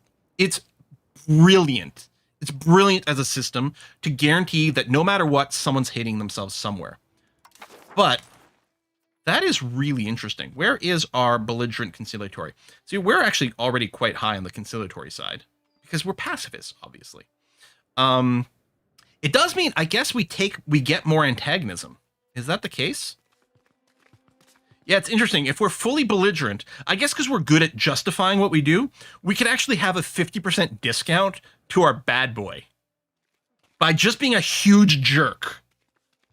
Whereas if you're a really nice person, I guess people are that much more appalled when you take territory. Which, all right, okay. Positive Diplo rep. That's actually really interesting. I will probably go and declare rival, and it feels... It's an interesting question. Again, it doesn't do the highlighting. Because we're here. The Palatinate still has a little bit of territory there.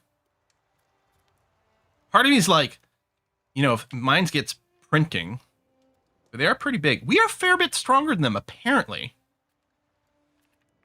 I mean, the Palatinate hates me, so I should just go and do this. Maybe what I can do is I could leave my last slot. If one of these guys rivals me, then I can just rival them back.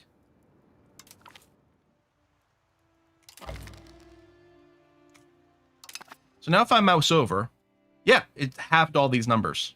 I'm pretty sure. Okay. You know what? I'm just going to leave it there. Cool.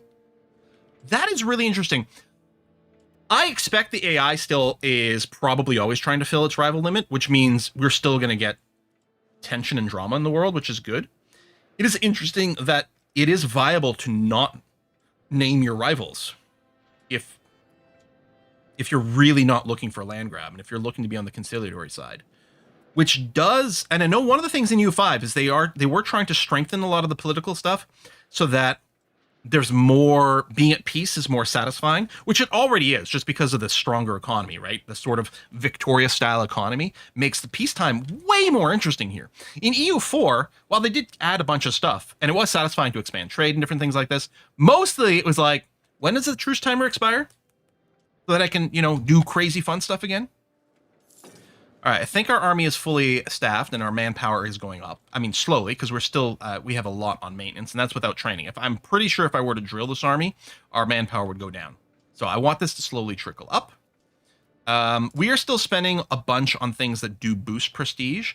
Of course, this number is still currently going down because of the decay thing. We're fighting it a little bit by investing in the culture.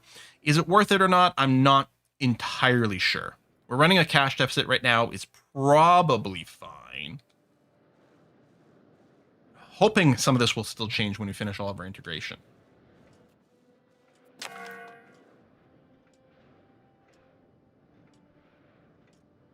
So I do still have the defensive league with Austria. Okay. Okay. All right. I don't really care what of those policies as long as they exist. Oh, Württemberg would join a defensive league? I think I'm fine with this.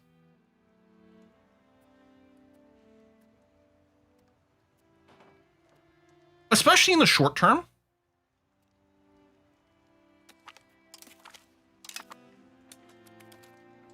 Okay.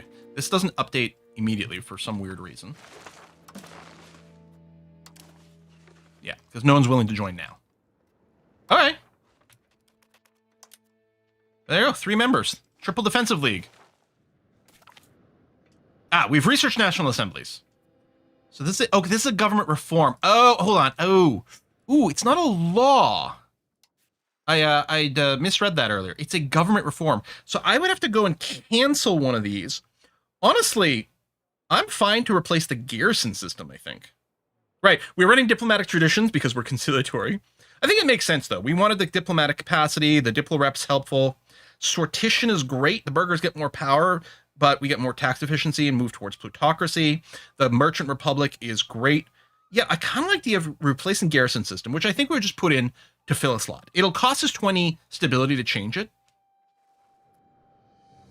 When do we get the next parliament? Hasn't it been like 1,000 years? Because we can... I don't know if you can change government reform through the parliament. And it's only 20 stability, and we might want to do something else anyway.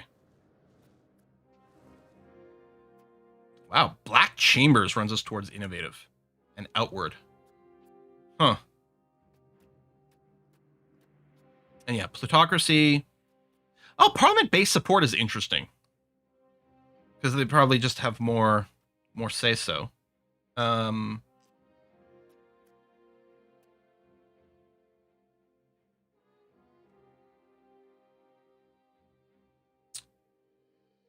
Okay, we have estate parliaments.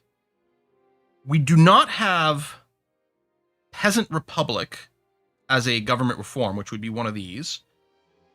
Or commoner estates has represented in parliament. I don't know. Oh. Fuck it. Let's put our commoners in the government. Sure. Because that's what we're like. Commoners in, not in administration. Or was it? In parliament. Represented in parliament. Yeah. I like the push towards free subjects. It's fine. Yeah, I mean, you know, they're going to be okay. I think we have to wait for it to actually kick in. Because this is still... Ooh, Peasant Republic. Wait. Is it already there? Did it take effect instantly? Oh, the reforms take a while. These go instantly. Sorry. The privileges go instantly. These reforms do not. So now I can do national assemblies. Yeah! Done! We reformed a republic, making national assemblies a part of what defines it. All right. What could possibly go wrong? So now we should be chooching towards innovative even faster. We're at 8. We're going 0.66. With a cap of 66, we can become super innovative. We're losing even more money.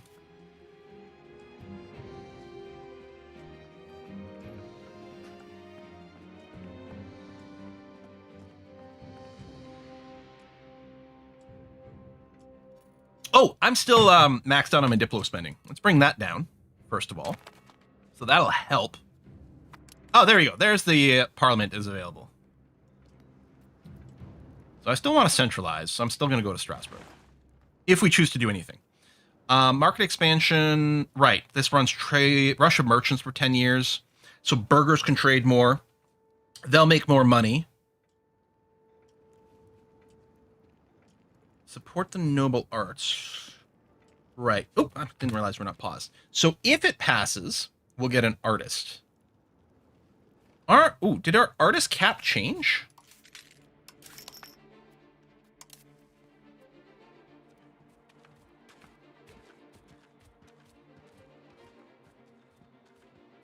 Yeah, can support one artist. There's currently 2 artists in our country.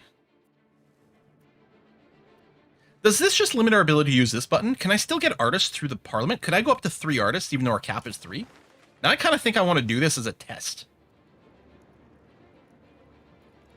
I'm going to run this as a test. So while it's running, the noble estates will be slightly happier. Cool. And then when it finishes...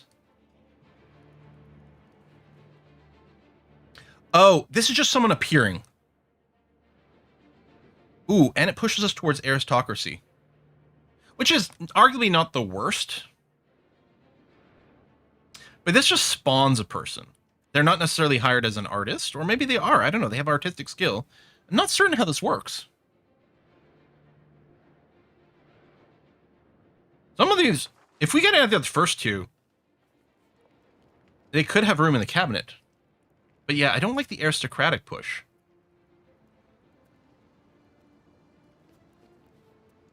It might not be a terrible idea, actually, to do the increased ties to neighbor.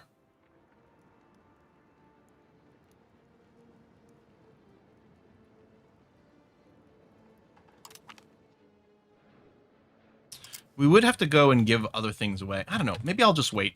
I guess I'm not feeling the pressure. I don't want a CB right now. I'm just going to wait until people get cranky because we haven't called one. Yeah, just 3 neighbors. It does, while it's running, give us Diplo rep, which is very handy for lots of things. How's the coalition numbers? I'm assuming this is like EU4, where they can only join a coalition at above 50, although they aren't forced out of it until it hits 0 antagonism. Or, they just decide they've got other things they want to do. Oh, let's get married. Lose 20 prestige. I mean, we could take I'm going to take the prestige hit now. Even though I still like it for the market strength. Marry off all our kids. Oh, Landau. Landau hates us. They're in a coalition against us. But apparently they're still game for marriage. Pike and shot. The cost has halved itself. But again, I'm not out of useful research right now. So I'm fine with waiting a little bit. Although our country rank went up a bunch, right? Because we did become a duchy. So at the plus 50. As I was doing it, went from 68 to 70. We would go up some more if we got another institution. But I mean, I don't think the country rank by itself does anything for us. It's not like Victoria 2, where your world prestige rank determined your access to trade and basically your entire economy. Truth improving relationship also removes antagonism. I don't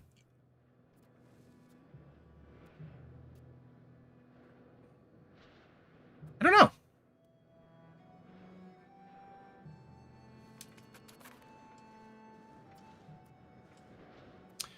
Getting closer. Oh, yeah. How is our... Oh, is this our innovation number? We can see it. Yeah, 13.44. Cool. And still climbing quickly, which is great. Yay! Screenshot. Coalition against Strasbourg has formally been disbanded. There's reason to rejoice, as no longer are we an international pariah. Interesting way to phrase it. You could have said, as we are no longer an international pariah, but as no longer are we an international pariah is like perfectly cromulent grammar, I think, but interesting way to phrase it. Nothing wrong with it, not a complaint. Okay. Money's going up nicely too. Should probably slap down some more buildings, actually. I wonder, are the RGOs in the new land, are they going to be considered to be more profitable now? Yeah. Oh, and I had meant to take a look. Goods. I don't want relevant goods in market. What I want is goods that are produced locally. Is there an option for that? Like, I want to know the goods that are being produced by my nation. And I'm not sure there's an option for that. Goods balance, goods price, maximums. Oh, temples in new provinces. It would have to be, hold on, that's a great point though. Because temples can't be built in rural districts, but they are great because they do give, right over here, they do give increased max control. So Pirmasens could have one, so we're definitely going to go and do that.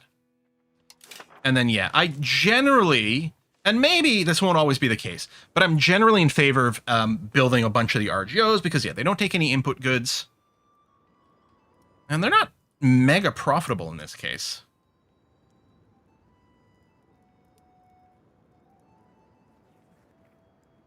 I like the extra wool, though. That's over here. Leiningen. Oh, this is Leiningen. Produces wool. And we do have quite the tailoring business. We would like them to tailor swiftly. I think I'm going to go ahead and queue up 2 wool RGOs. I might not. Oh, Baden's not. Oh, Baden's capped. That's why, because this would be really profitable. And yeah, this was legitimately the next one. And then spare with wine wouldn't be too bad. Here, I'll queue one up and spare. I love this mass button.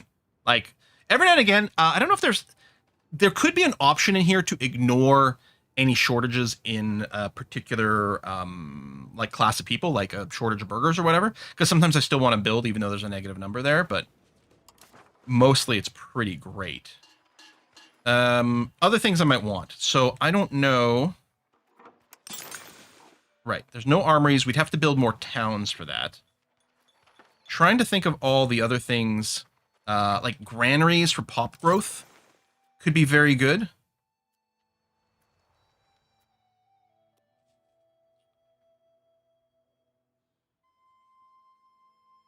Because you do get a slight boost to population growth if you have a lot of food stored up.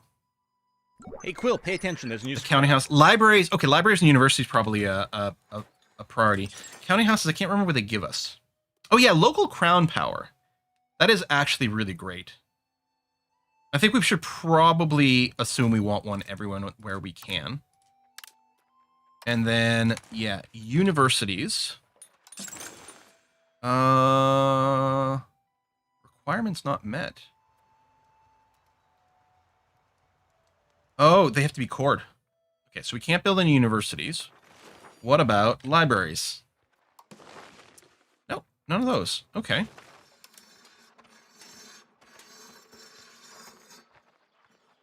I don't... Actually, we should take a look at what our... Because I don't think we need bailiffs. We are very low control over here, and almost certainly, yeah. So what a bailiff would do for us... We talked about once in the stream already, so apologies to the repeats for people who are here. And again, it's entirely possible I misunderstand this. But I think we did a test, and we confirmed it. So bailiffs give a local proximity source of 20. But I don't think it stacks, and I feel like we did go... Did I not? Under building limit. So I built one, there we go, in Bruch as a test. And honestly, we could probably tear it down. You can see here, it does not increase, it does not show up in the list of proximity for Bruch because they use the highest possible number. And for Bruch, the proximity to Strasbourg, even though it's being reduced by the distance, is still higher than the bailiff. So in fact, what I should do is destroy the bailiff because it's costing us money and not doing anything good for us. So I'm going to go and destroy this because I don't think it helps. I do think we checked, and I think our road situation was fine. Interestingly enough, in Lando, this would actually do a huge improvement to Lando, which is true, but we don't actually control it right now. Everything else is gray, so we've got road access there, and Oppenheim isn't part of our territory, right? Nope. So we're not going to bother with that. I mean, going through here might increase proximity to some other things. Like, that's actually interesting to consider. I wonder if any of these guys are having to, like, go around. So they're connecting through Spare, and I don't think... Yeah, the line is not quite clear. It's going from Germersham, this place, to Speyer. Not through Landau, even though it sort of looks like it is. It's just from the center of this province to the center of that one. And it's going along the river, which is why it's such a cheap cost. And then from there, it's going inland. I don't think anything changes much with Landau. Maybe if we controlled it and built a road there, maybe it would reroute slightly. Like, we might go from Gurm to Kaiser through Landau at that point. But yeah, I don't think a bailiff's going to change anything because they're already getting enough over here. I could build one to Landau. I mean, why not, right? Like, bro, here, tell you what, we're going to invest in your territory. And I'm curious to see what that does. Yeah, already a road. Like, if I just clicked on Kaiser, it doesn't even let me build a road. So I'll build one here out of curiosity. Oh, bridges. We did check not that long ago. Yeah, no, the bridges are still complete. Jeff or otherwise. So maybe just more profitable buildings. I don't know. Any new type of buildings that would be secretly very profitable? No, because this is listed. It's ordered by profit, but it puts the buildings you already have first, which is a little weird because what if there's a super profitable building and you're not aware of it because it's below the list? Yes, it's not letting me build a road there because it's already a road. I'm aware of that. I thought I said that. And if I didn't say that explicitly, that's why. But I was confirming, yep, there's no bonus to building a road there. There's literally nothing new to build. But we'll build this one and we'll see if this leads to any change. I suspect probably not. This will probably still be 49%. But, you know, eventually we'll probably take Landau. So just don't tell them about it. All right. One very profitable Spinners Guild. What about Papermakers Guild?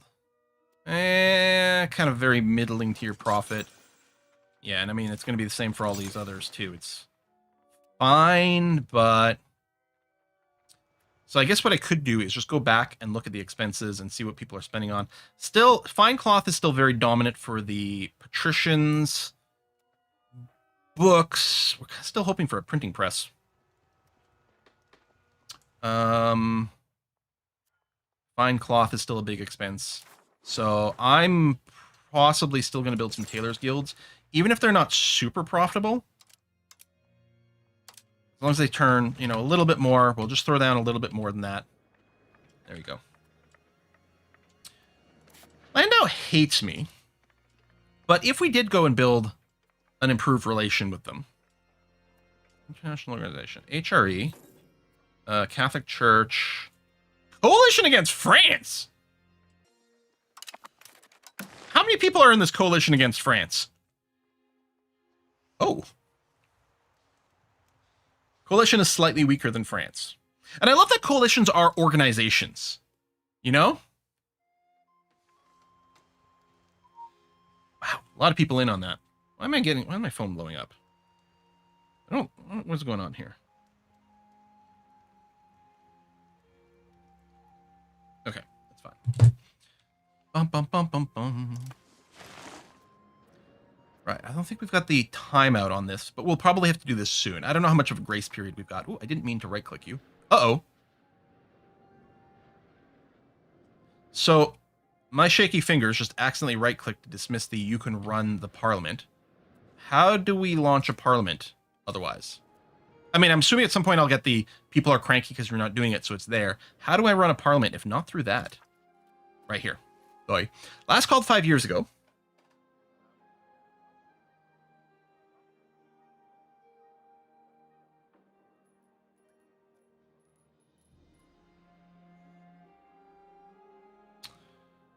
Yeah, I don't know what the... Oh. Okay, hold on. I'm assuming this doesn't actually happen immediately, but I haven't actually looked at the change type of parliament button. Yeah, okay. So we have an estate parliament. Representatives of estates will gather to discuss issues. We could change to a council or an assembly. An assembly. Summoning all the free people of the domain is the only way to determine why. Oh, it doesn't upset the commoners. It reduces their agenda impact.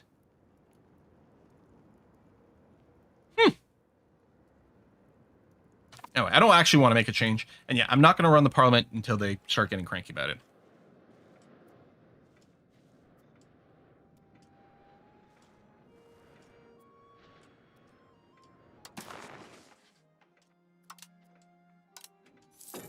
Right now we have automatic defense. Oh, yeah, they voted for possible defense. All right, fine, whatever. As long as we got defensive league, that's kind of all I want right now. How is our market look like?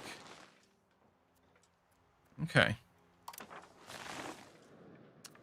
At some point, I'm going to be looking for a new town. Oh, I don't know. I don't think I want to do the estate hit right now. Especially if we've got some rebellions still brewing. I'm just going to take the stability and Republican tradition hit, which is going to cost us money because we're spending a whole bunch to boost the Republican tradition again, which is all we're seeing here.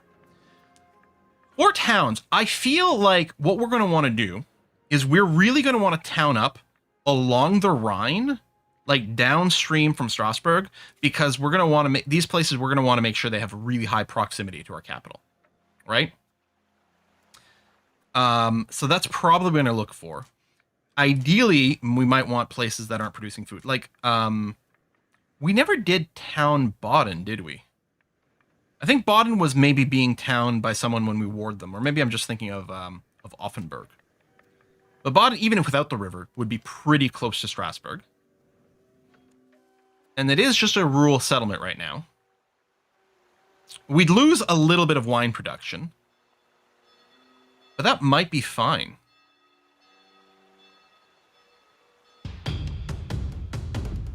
And it would give us a new place to build some stuff. Ooh, the province of Offenburg actually has negative food. I guess... Now, food is shared province-wide, but presumably only within stuff I control and not, like, other bits of it, which...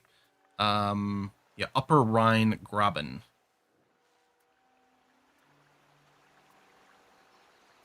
Is all over here. These three. Which produces wine, silver, wine. Oh, no wonder you don't have any food. So Offenburg does produce food for the province. I mean, it's capped now, and of course this is the limit because it is the town. Honestly, maybe Offenburg should have stayed rural. But I think Baden is a really good candidate to town up.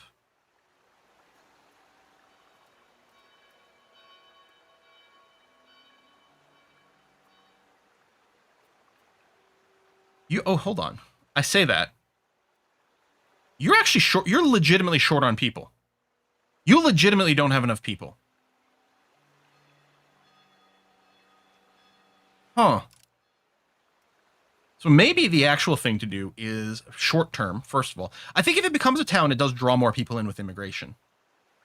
Once one of our people here becomes available, I kind of feel like we might go and do an encourage migration in Baden, and then maybe consider making it into a town. Ooh, we'd remove someone from the cabinet. He's pretty good. Banned from serving. Option 1, lose Republican tradition. Which costs us money, and that sucks, but I guess that's probably what I want to do. Toss the village market if you want to town up Baden. Well, because the village market would go away regardless, right? Like, I think this gets... This is not a legal building in a town, so presumably it would remove itself. Because it's not blocking me. I can right-click to turn into a town. Clash between... Oh, they can resolve themselves.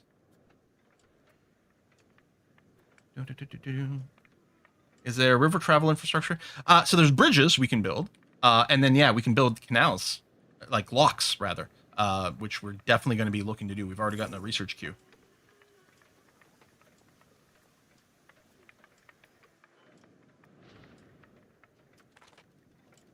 Okay.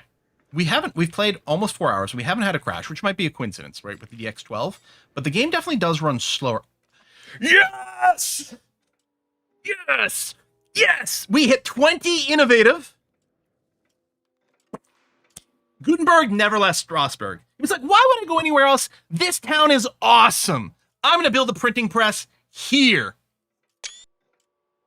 I love it when a plan comes together. Okay, I can probably stop encouraging innovative here, although pushing that direction still seems good, but it is moving that direction by itself, so we might go and reallocate you. The ability to mass-produce the written word would revolutionize the spread of information, and in many ways, early modern society as a whole. Pioneered by Renaissance men such as Venetian printer Aldus Manutius, the new art helped fuel the Renaissance by making the translated classics more widely available. Later, the Reformation benefited greatly from the ability to spread critical publications and translations of the Holy Scriptures. Now that printing has matured as a technique and spread throughout Europe, hundreds of thousands of copies of everything from religious and political pamphlets to scientific treatises and instructions on how to behave are circulating the continent.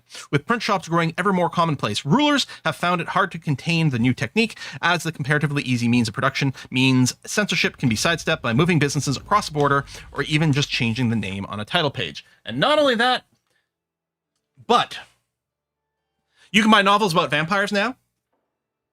Crimson-fall.com. Get your copy today. Printing press, baby. All right. Pause. So, this fella over here, who's really good at the Diplo stuff. I sort by Diplo stuff. Diplo rep, pop assimilation. Yeah, I think we can live without that. Pop promotion speed. Yeah, I think we'll go encourage migration. You're only 54 here, but it's not too bad. And I think we could use some more people in Baden. So I'm going to do that.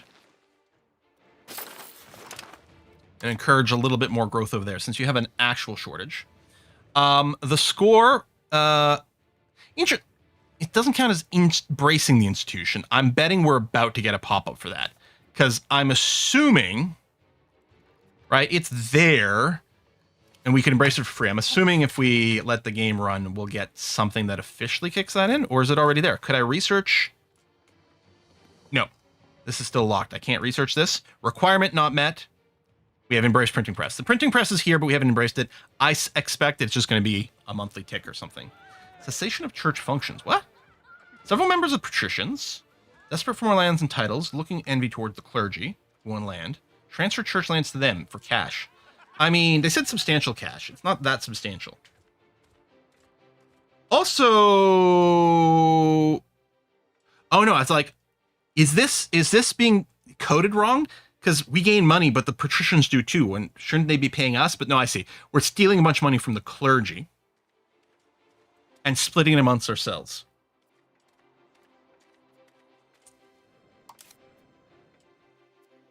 I mean, yeah. I actually don't mind pissing off the clergy since they don't pay taxes, although they are important for research. And the patricians are cranky right now. Your balance point is actually bad, the patricians. Yeah.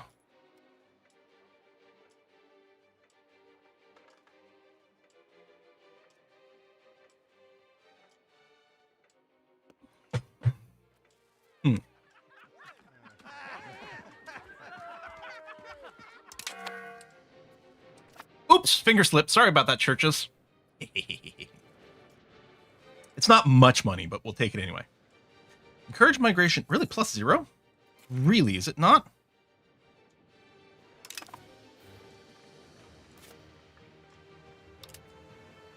Did it not change the population growth? Oh, there we go. +134. Okay, took a second to process. So end of February.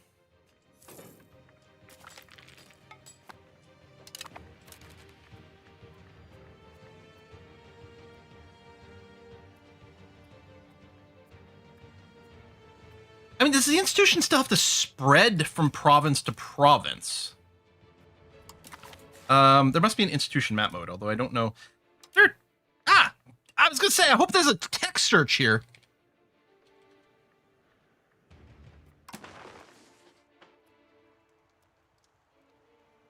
Yeah, so the printing press is in Strasbourg itself, but it is not in my other provinces.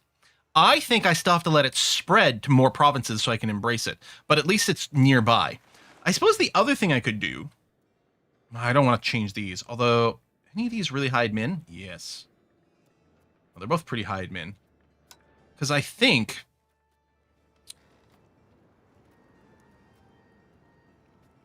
I thought institution spread was in here.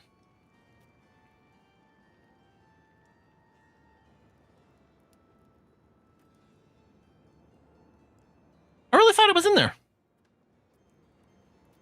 Am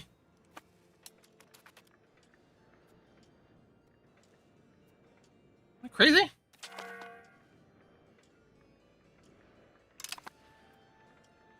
Was there an actual map? So I guess the easiest way, if I went to political map mode. Now, we don't have a particularly bright color, so it doesn't stand out too well.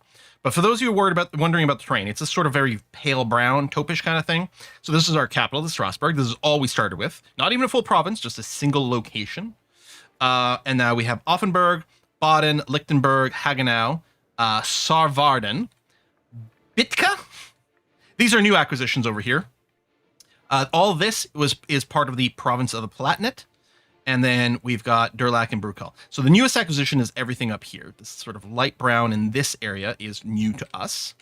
Not only that, but and actually, oh, you know what would be more helpful? This diplomatic map mode. Derp. There we go. The green areas are what we control directly. This teal over here, this is a vassal of ours. Which I'm not going to integrate right now because I think there would be the proximity would be annoying. So like if we look at Vic-sur-Selle, I don't know. There we go. You can see it more clearly there. This is its own capital, so it has 100% proximity to itself and 100% control. And you know these would be a little bit lower, but it's still not too bad. Can I build roads in my vassals? Because I want to be able to help them by building some roads. Whereas if I integrated these guys, the distance to Strasbourg would be kind of crap. Now, once we get to the point of building better roads, where was that? So, I mean, there's a road builder over here. Oh, yeah, there it is at the top. Was this sorting? Oh, sort by various things. That's cool. Paved roads. Like, once we get paved roads, then I'm assuming our proximity improves a lot. And maybe there's other buildings. Maybe, I don't know, like post offices or something like that. You know, like other ways. Plus, I mean, I'd still would really like to carve my way directly through Zabern and Benfeld. Plus, it would give us province control. But as far as I know, they're still frickin' vassals.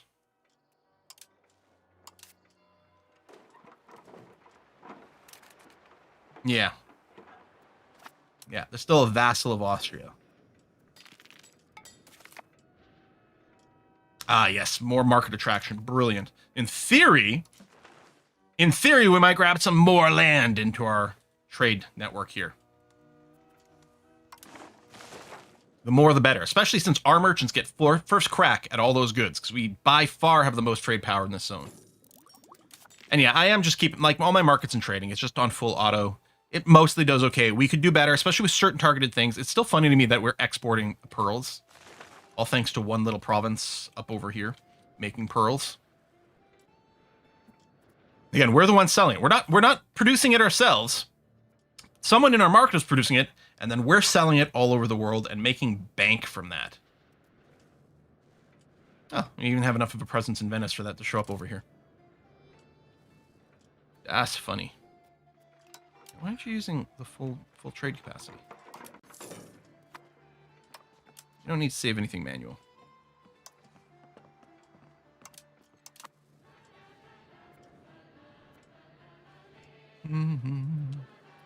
So, yeah, there we go. Listen, I'm going to do you a huge solid, buddy. I'm going to build a road from your capital to Salm. Because, yeah, it was like, Salm proximity wasn't that impressive. If we get them a road, that should help. Rebel, pots with needs, resolutions. Papers and books. Well, I mean, I don't like the shortage of paper. Because we might consume more of it when we get printing presses. Maybe I should build some more paper producers. Pepper.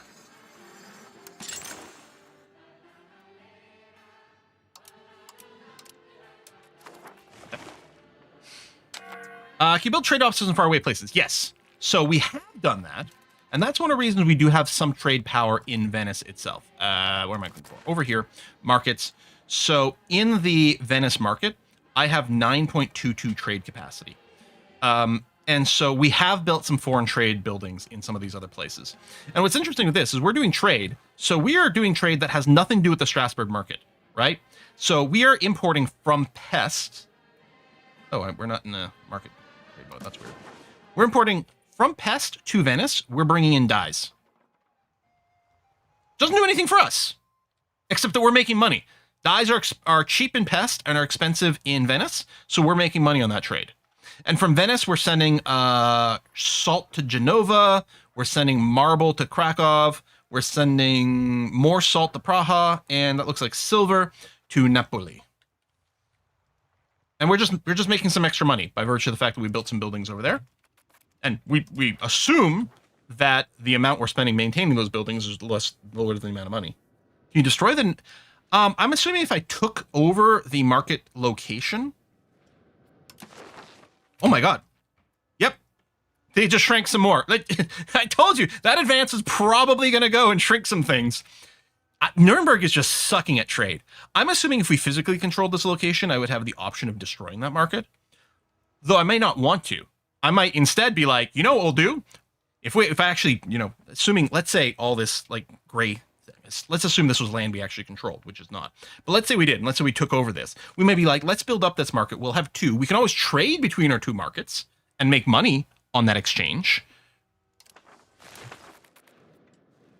So I don't think we'd want to destroy it, because the problem is anything that's near Nuremberg might get inside of the Strasbourg trade, but it's so far away. In fact, the economy of all these places, like right over here, right? Cham only has 60% access to the Strasbourg market. I'm betting that if the Nuremberg market were healthier and Cham were part of it, it would probably have a higher percentage market access, which would be better for its economy. But it chooses which market based on the highest market attraction, which is a combination of a couple of things. In fact, Nuremberg is third on the list, which makes sense. I think this is Praha here, right? Yeah, okay. So Cham is an interesting place in that it's sandwiched between, distance-wise, it's almost equidistant between Praha and Nuremberg, although it's trading with us. And so, yeah, why is that? Well, if we mouse over, how do I get the screen that I was just on? Here. Oh, right. If you mouse over the lines, you're seeing one view. If you mouse over the province, is another. And a lot of times I mouse over in what I assume is the province, but it's not. There you go. So this is actually following a specific trade. So if we look here, right, and if we look at Nuremberg, so it would have, that's the funny thing, Cham would be much better off trading with Nuremberg because it would have 81% market access versus us. We know it's only got 59% market access. With Praha, it would be 77. So yes, Cham would be better off trading with Nuremberg because it would have better market access. It would be able to buy and sell goods much, much, much better. But when we look at the market attraction versus market protection, right? Nuremberg, the 24% protection and an 18% attraction. And I think protection is just protecting. Oh, I should have really locked that tooltip. I think protection applies to territory you personally control. Directly reduces the market attraction that foreign markets have on locations, make it more likely for them to fall under a market of their owner. Okay, so I think in this case it doesn't matter because I don't think Cham is part of the, I don't actually know what country Cham is part of. I'm assuming Cham is not part of the same country that controls the Nuremberg market. I guess we can verify that. If I close out of this. Okay, you go away. The Nuremberg market is here, which is in a nation of Nuremberg, which is a free city. It is a single little thing. So I think if Nuremberg controlled Cham, then its trade protection would apply, which would keep it within there. So trade protection is a good way to stop other people from poaching things. For example, let's say our trade market, does it actually encroach on France? It does. So gray over here is actually part of France. The town of Gray is part of France. So therefore, the French market protection, which is apparently 0. Again, I might be missing something here, but the Paris market may have 0 trade protection because that would defend over here. But yeah, so anyway, we have so much market attraction that Cham is trading with us, even though they would be better off trading with Nuremberg. Beauteous. Beauteous! One of the many ways you can wage economic warfare in this game.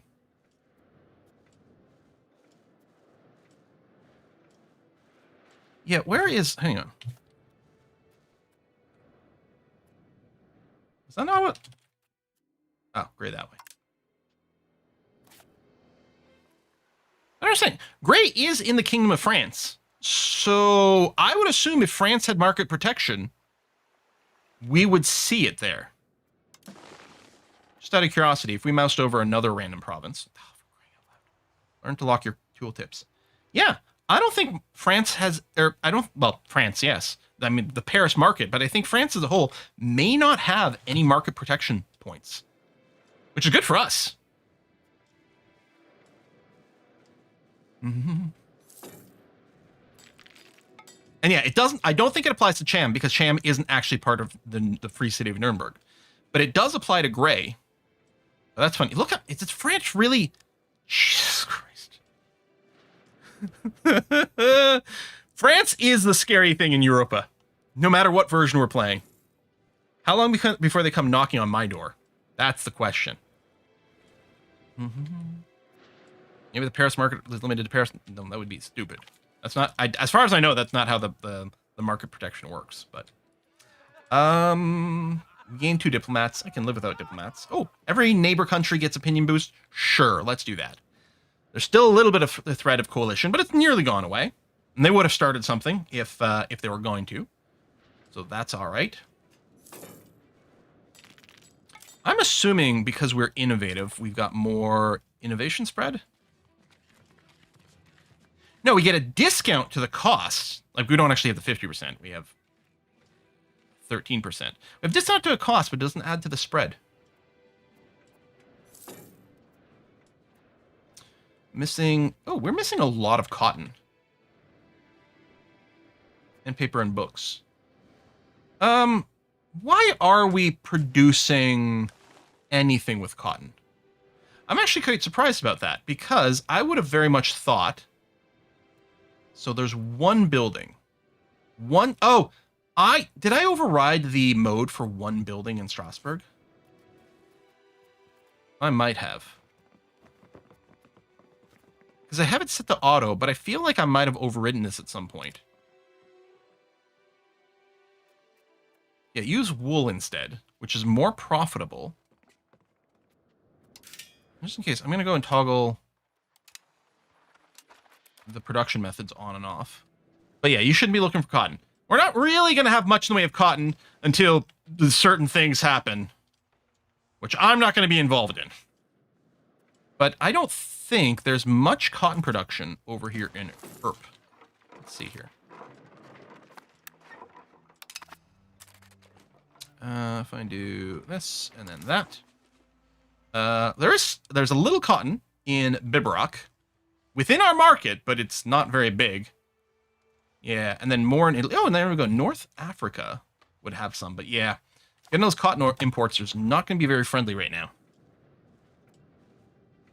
France, yeah. So France won the 100 Years' War, and they had this for a while. They've held on to it for a bit.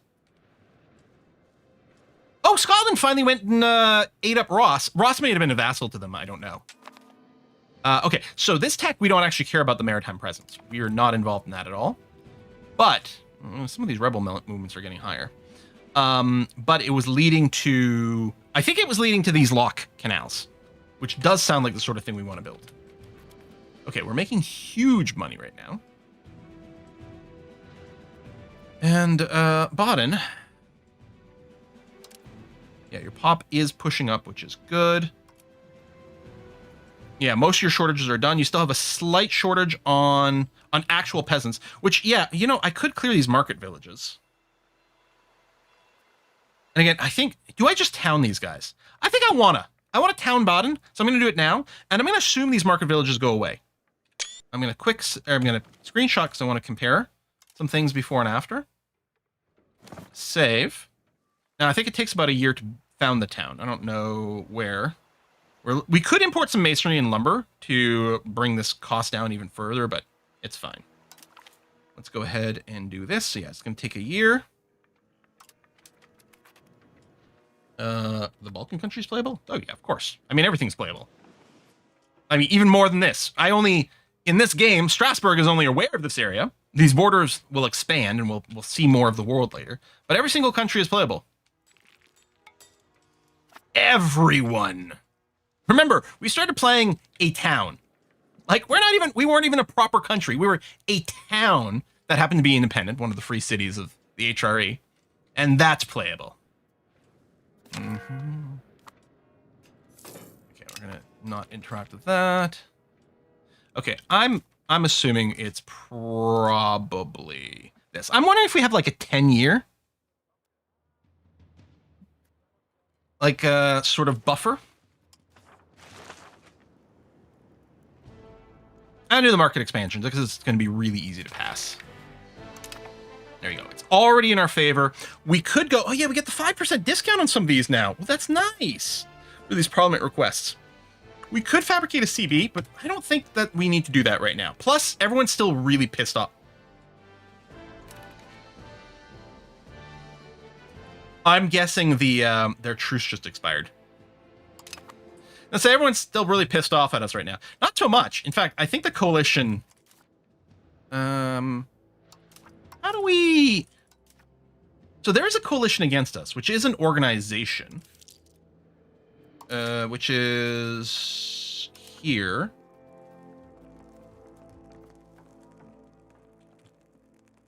So coalition against Strasbourg, yeah, just has a single member in it. I mean, yeah, I think that ain't much. I don't think anything's going to happen. Technically, oh, maybe 40 is the limit. Or maybe it's just much loosey-goosier in EU5. So in EU4, they could only join if the antagonism or aggressive expansion was above 50. Maybe here it's 40. Life in Strasbourg. Okay, I got 17 minutes left. I'm going to try to finish without having to run to the bathroom. I got to pee. As representative of areas that are sometimes quite distant to Strasbourg, many... oh yeah, this is our parliament. Stad. So Stad is just city, right? Oh, hey, Gio Gianni, thank you very much. Members often find life in Strasbourg during their visits very different from what they're used to. Some find it both cramped and filthy, and many seem quite relieved when they get to return home. Okay. What do we have? Spend a bunch of money or lose support. I'm just going to spend the money. Yeah, it's 4 months worth of cash.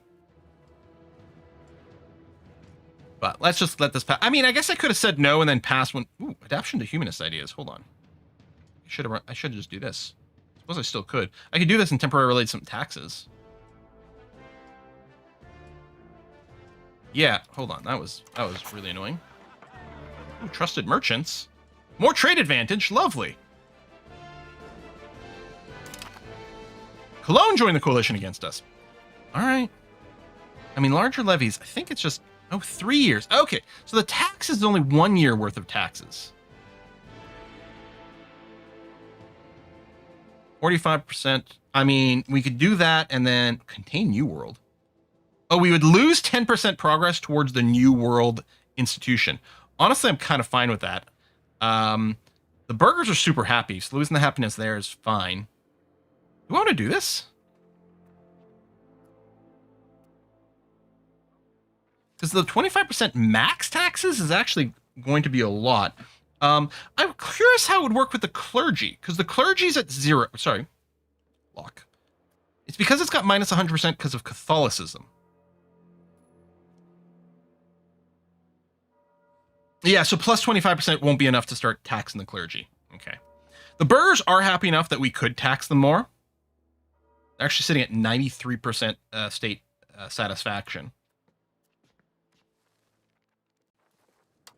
I don't know.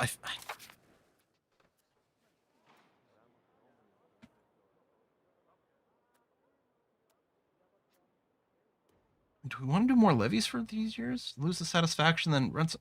No, I think I'll just not worry about it. All right.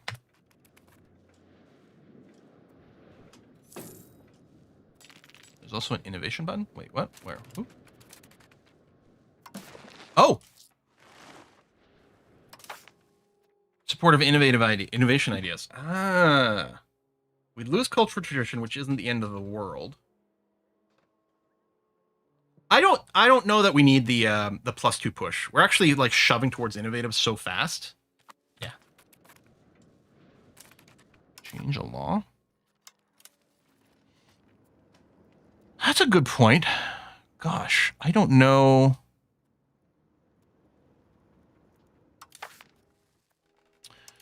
What about... Yeah, hold on. What about the censorship? I wouldn't mind going towards no censorship.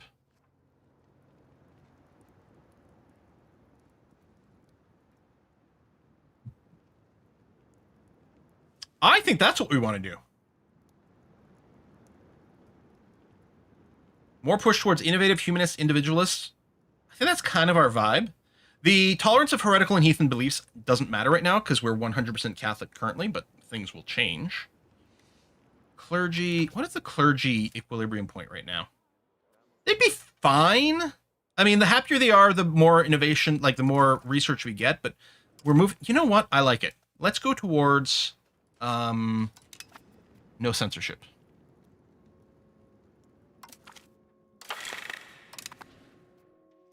And then I'm just going to go contain New World. Well, actually, that doesn't really upset people too much. We lose 5 cultural tradition. Honestly, I don't know if that's a big problem. Let's do that. It'll give us a huge buffer. Even if there's a couple of random events that lower the support. Hey, it's a lot easier to pass this stuff in this game than Victoria 3. Sometimes Victoria can be frustrating with the laws. Lots of RNG, but it does feel realistic. Are we stalled at 10%?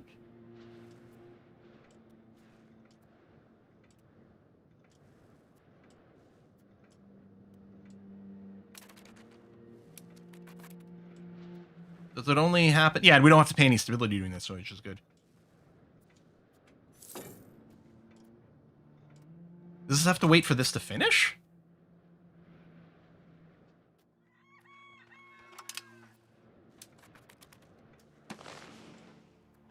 Oh, no, there. Okay, now it's ticking. It's a little odd. Maybe it was setting itself to 10%, but it was still ticking weirdly in the background. Yeah, maybe it's more of a visual thing than anything else. And then when it passed 10% actually, then we saw the numbers start to get updated. I don't know. Visit from shady people. Oh, spy network? In the right? No. We can refuse that. Hey, we'll gain some prestige. It's a big Cologne. Yeah, Cologne's doing okay. They're the green bit over here. They're doing fine. Netherlands, I mean, the border gore is real. I do love that color, though. That's one nice thing. Sometimes I pick the nation I play on just based on the color.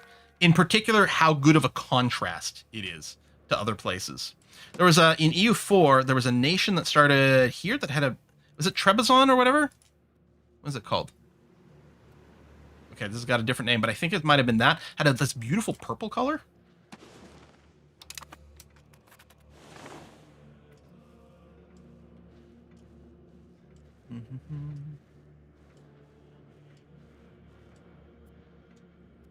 These commoners might do something.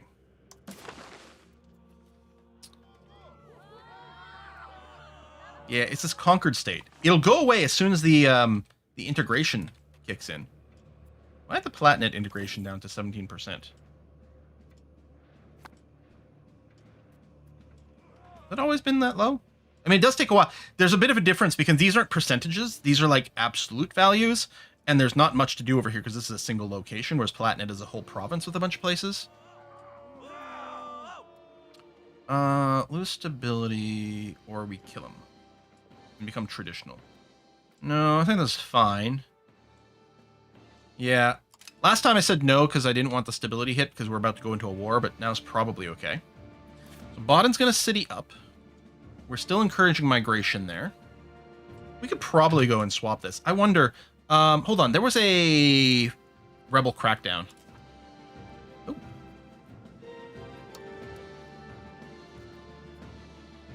How come I can't choose this? So, it looks like I can choose this. I'm confused.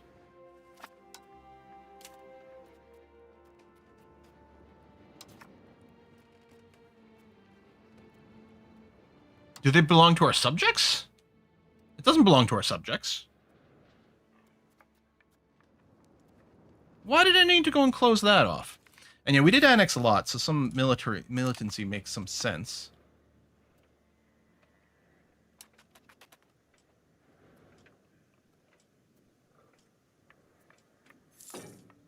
It says this is currently ticking at 0.69, except... Oh, no, it did update. Okay, just took a second. Oh, we got our pound locks. Can I build... do we have valid locations now? Ooh, not goods. Buildings, please.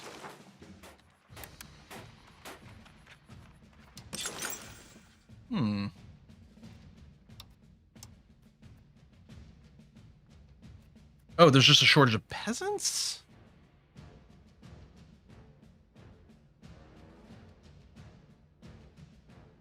You only need 250 laborers. Less us to build it. That's available laborers.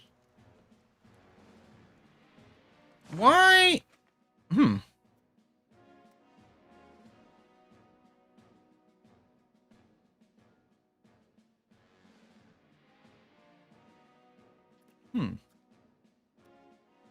So again, I might not need it in Strasbourg itself because it's a proximity cost change. I didn't realize we do have a second city. Speyer is an actual city because the locks have to be built in a city. This would definitely benefit from the proximity. So I'm going to build it there, but admittedly it is pretty low on people. Well, free people. They're all employed and stuff. You know, we might have to get our food counts up a little bit more. I wonder how many granaries. I don't know if there's other... Because, like, food storage, I wonder, food capacity. So you get food capacity and then increases food capacity.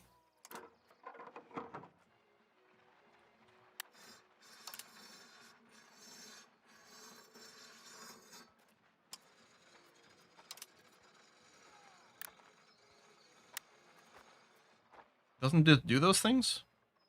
Oh, local food capacity. Is that... Local food. I mean, I get, like, mechanically inside the game, they do different things, but it does make it kind of a pain in the ass to search.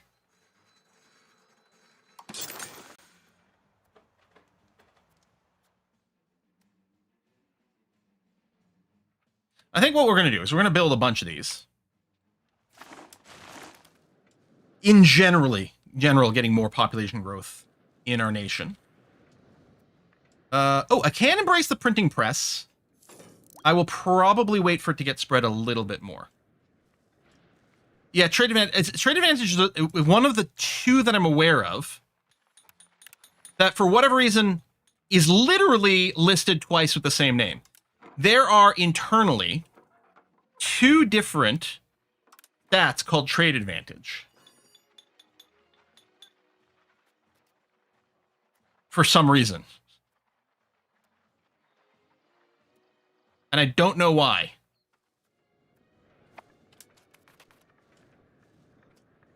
The Market Village trades advantage to owner. But some of those will have, like, to owner versus not, right?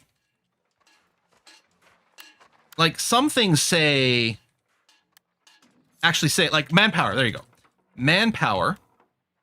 Monthly manpower, manpower to owner. Which, manpower to owner, I'm guessing this is probably something like... There's a building you can build in foreign land.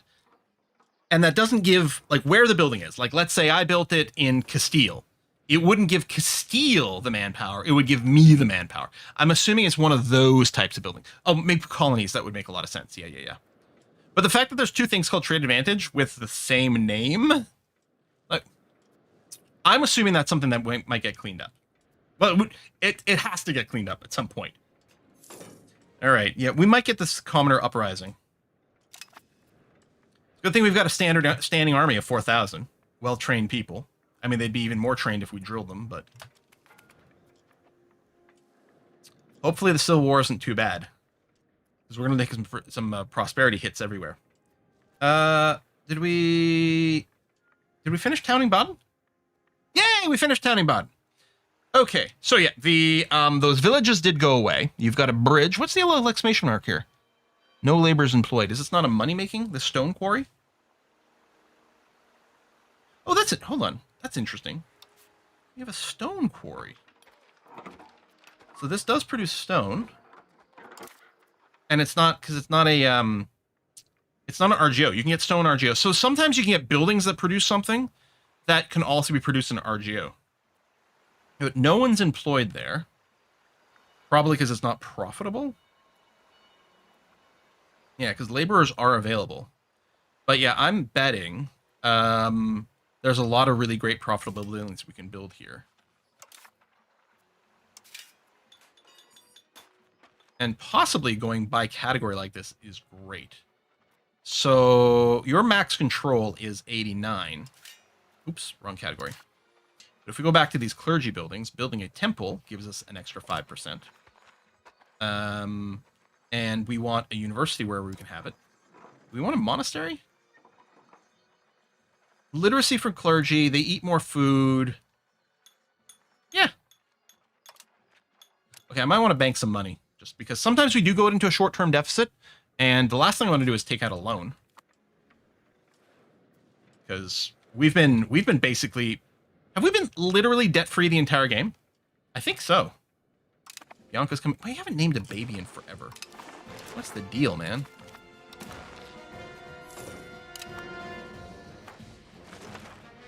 Oh, I have to pee so bad. I can't even describe. 2 minutes to go. Okay. Yeah, I probably should build more hospitals too.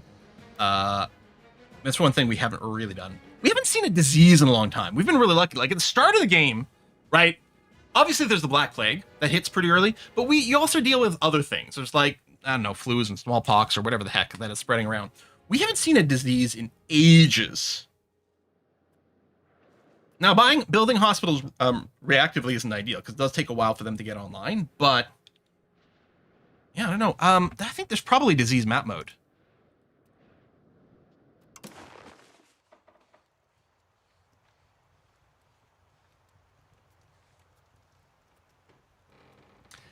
Is my game glitched? Have we eradicated all diseases? Did we invent vaccination a few centuries too early? Huh. Now, we did start this game on a different patch, right? I started this on a pre-release patch. It's entirely possible that something has gone slightly awry going from version to version. But I guess I shouldn't complain about it. Maybe they're hiding the New World. Yeah, once colonization starts, then we're really going to spread diseases back and forth like crazy.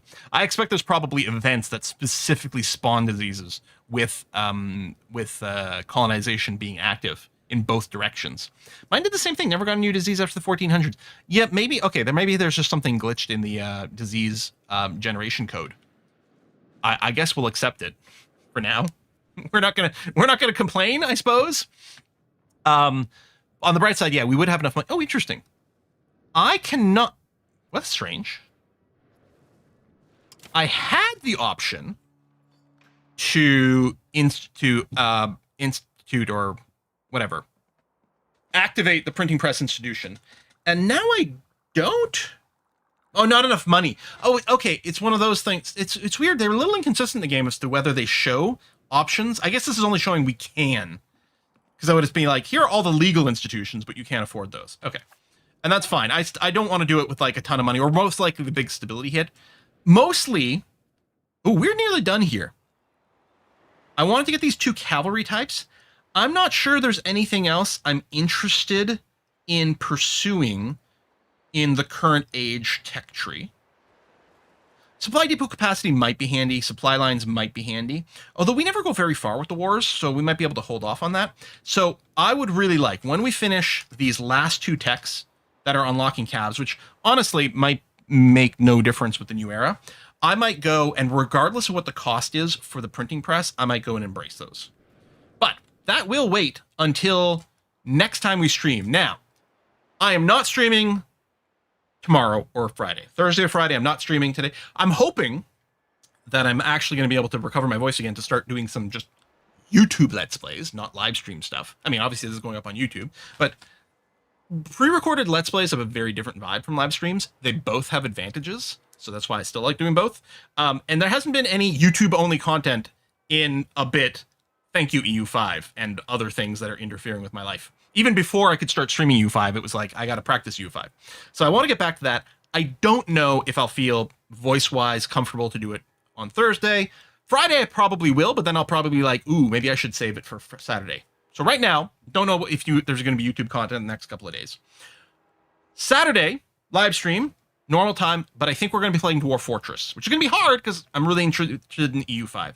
I think EU5 is going to be Monday, Wednesday for the at least next week and possibly foreseeable future.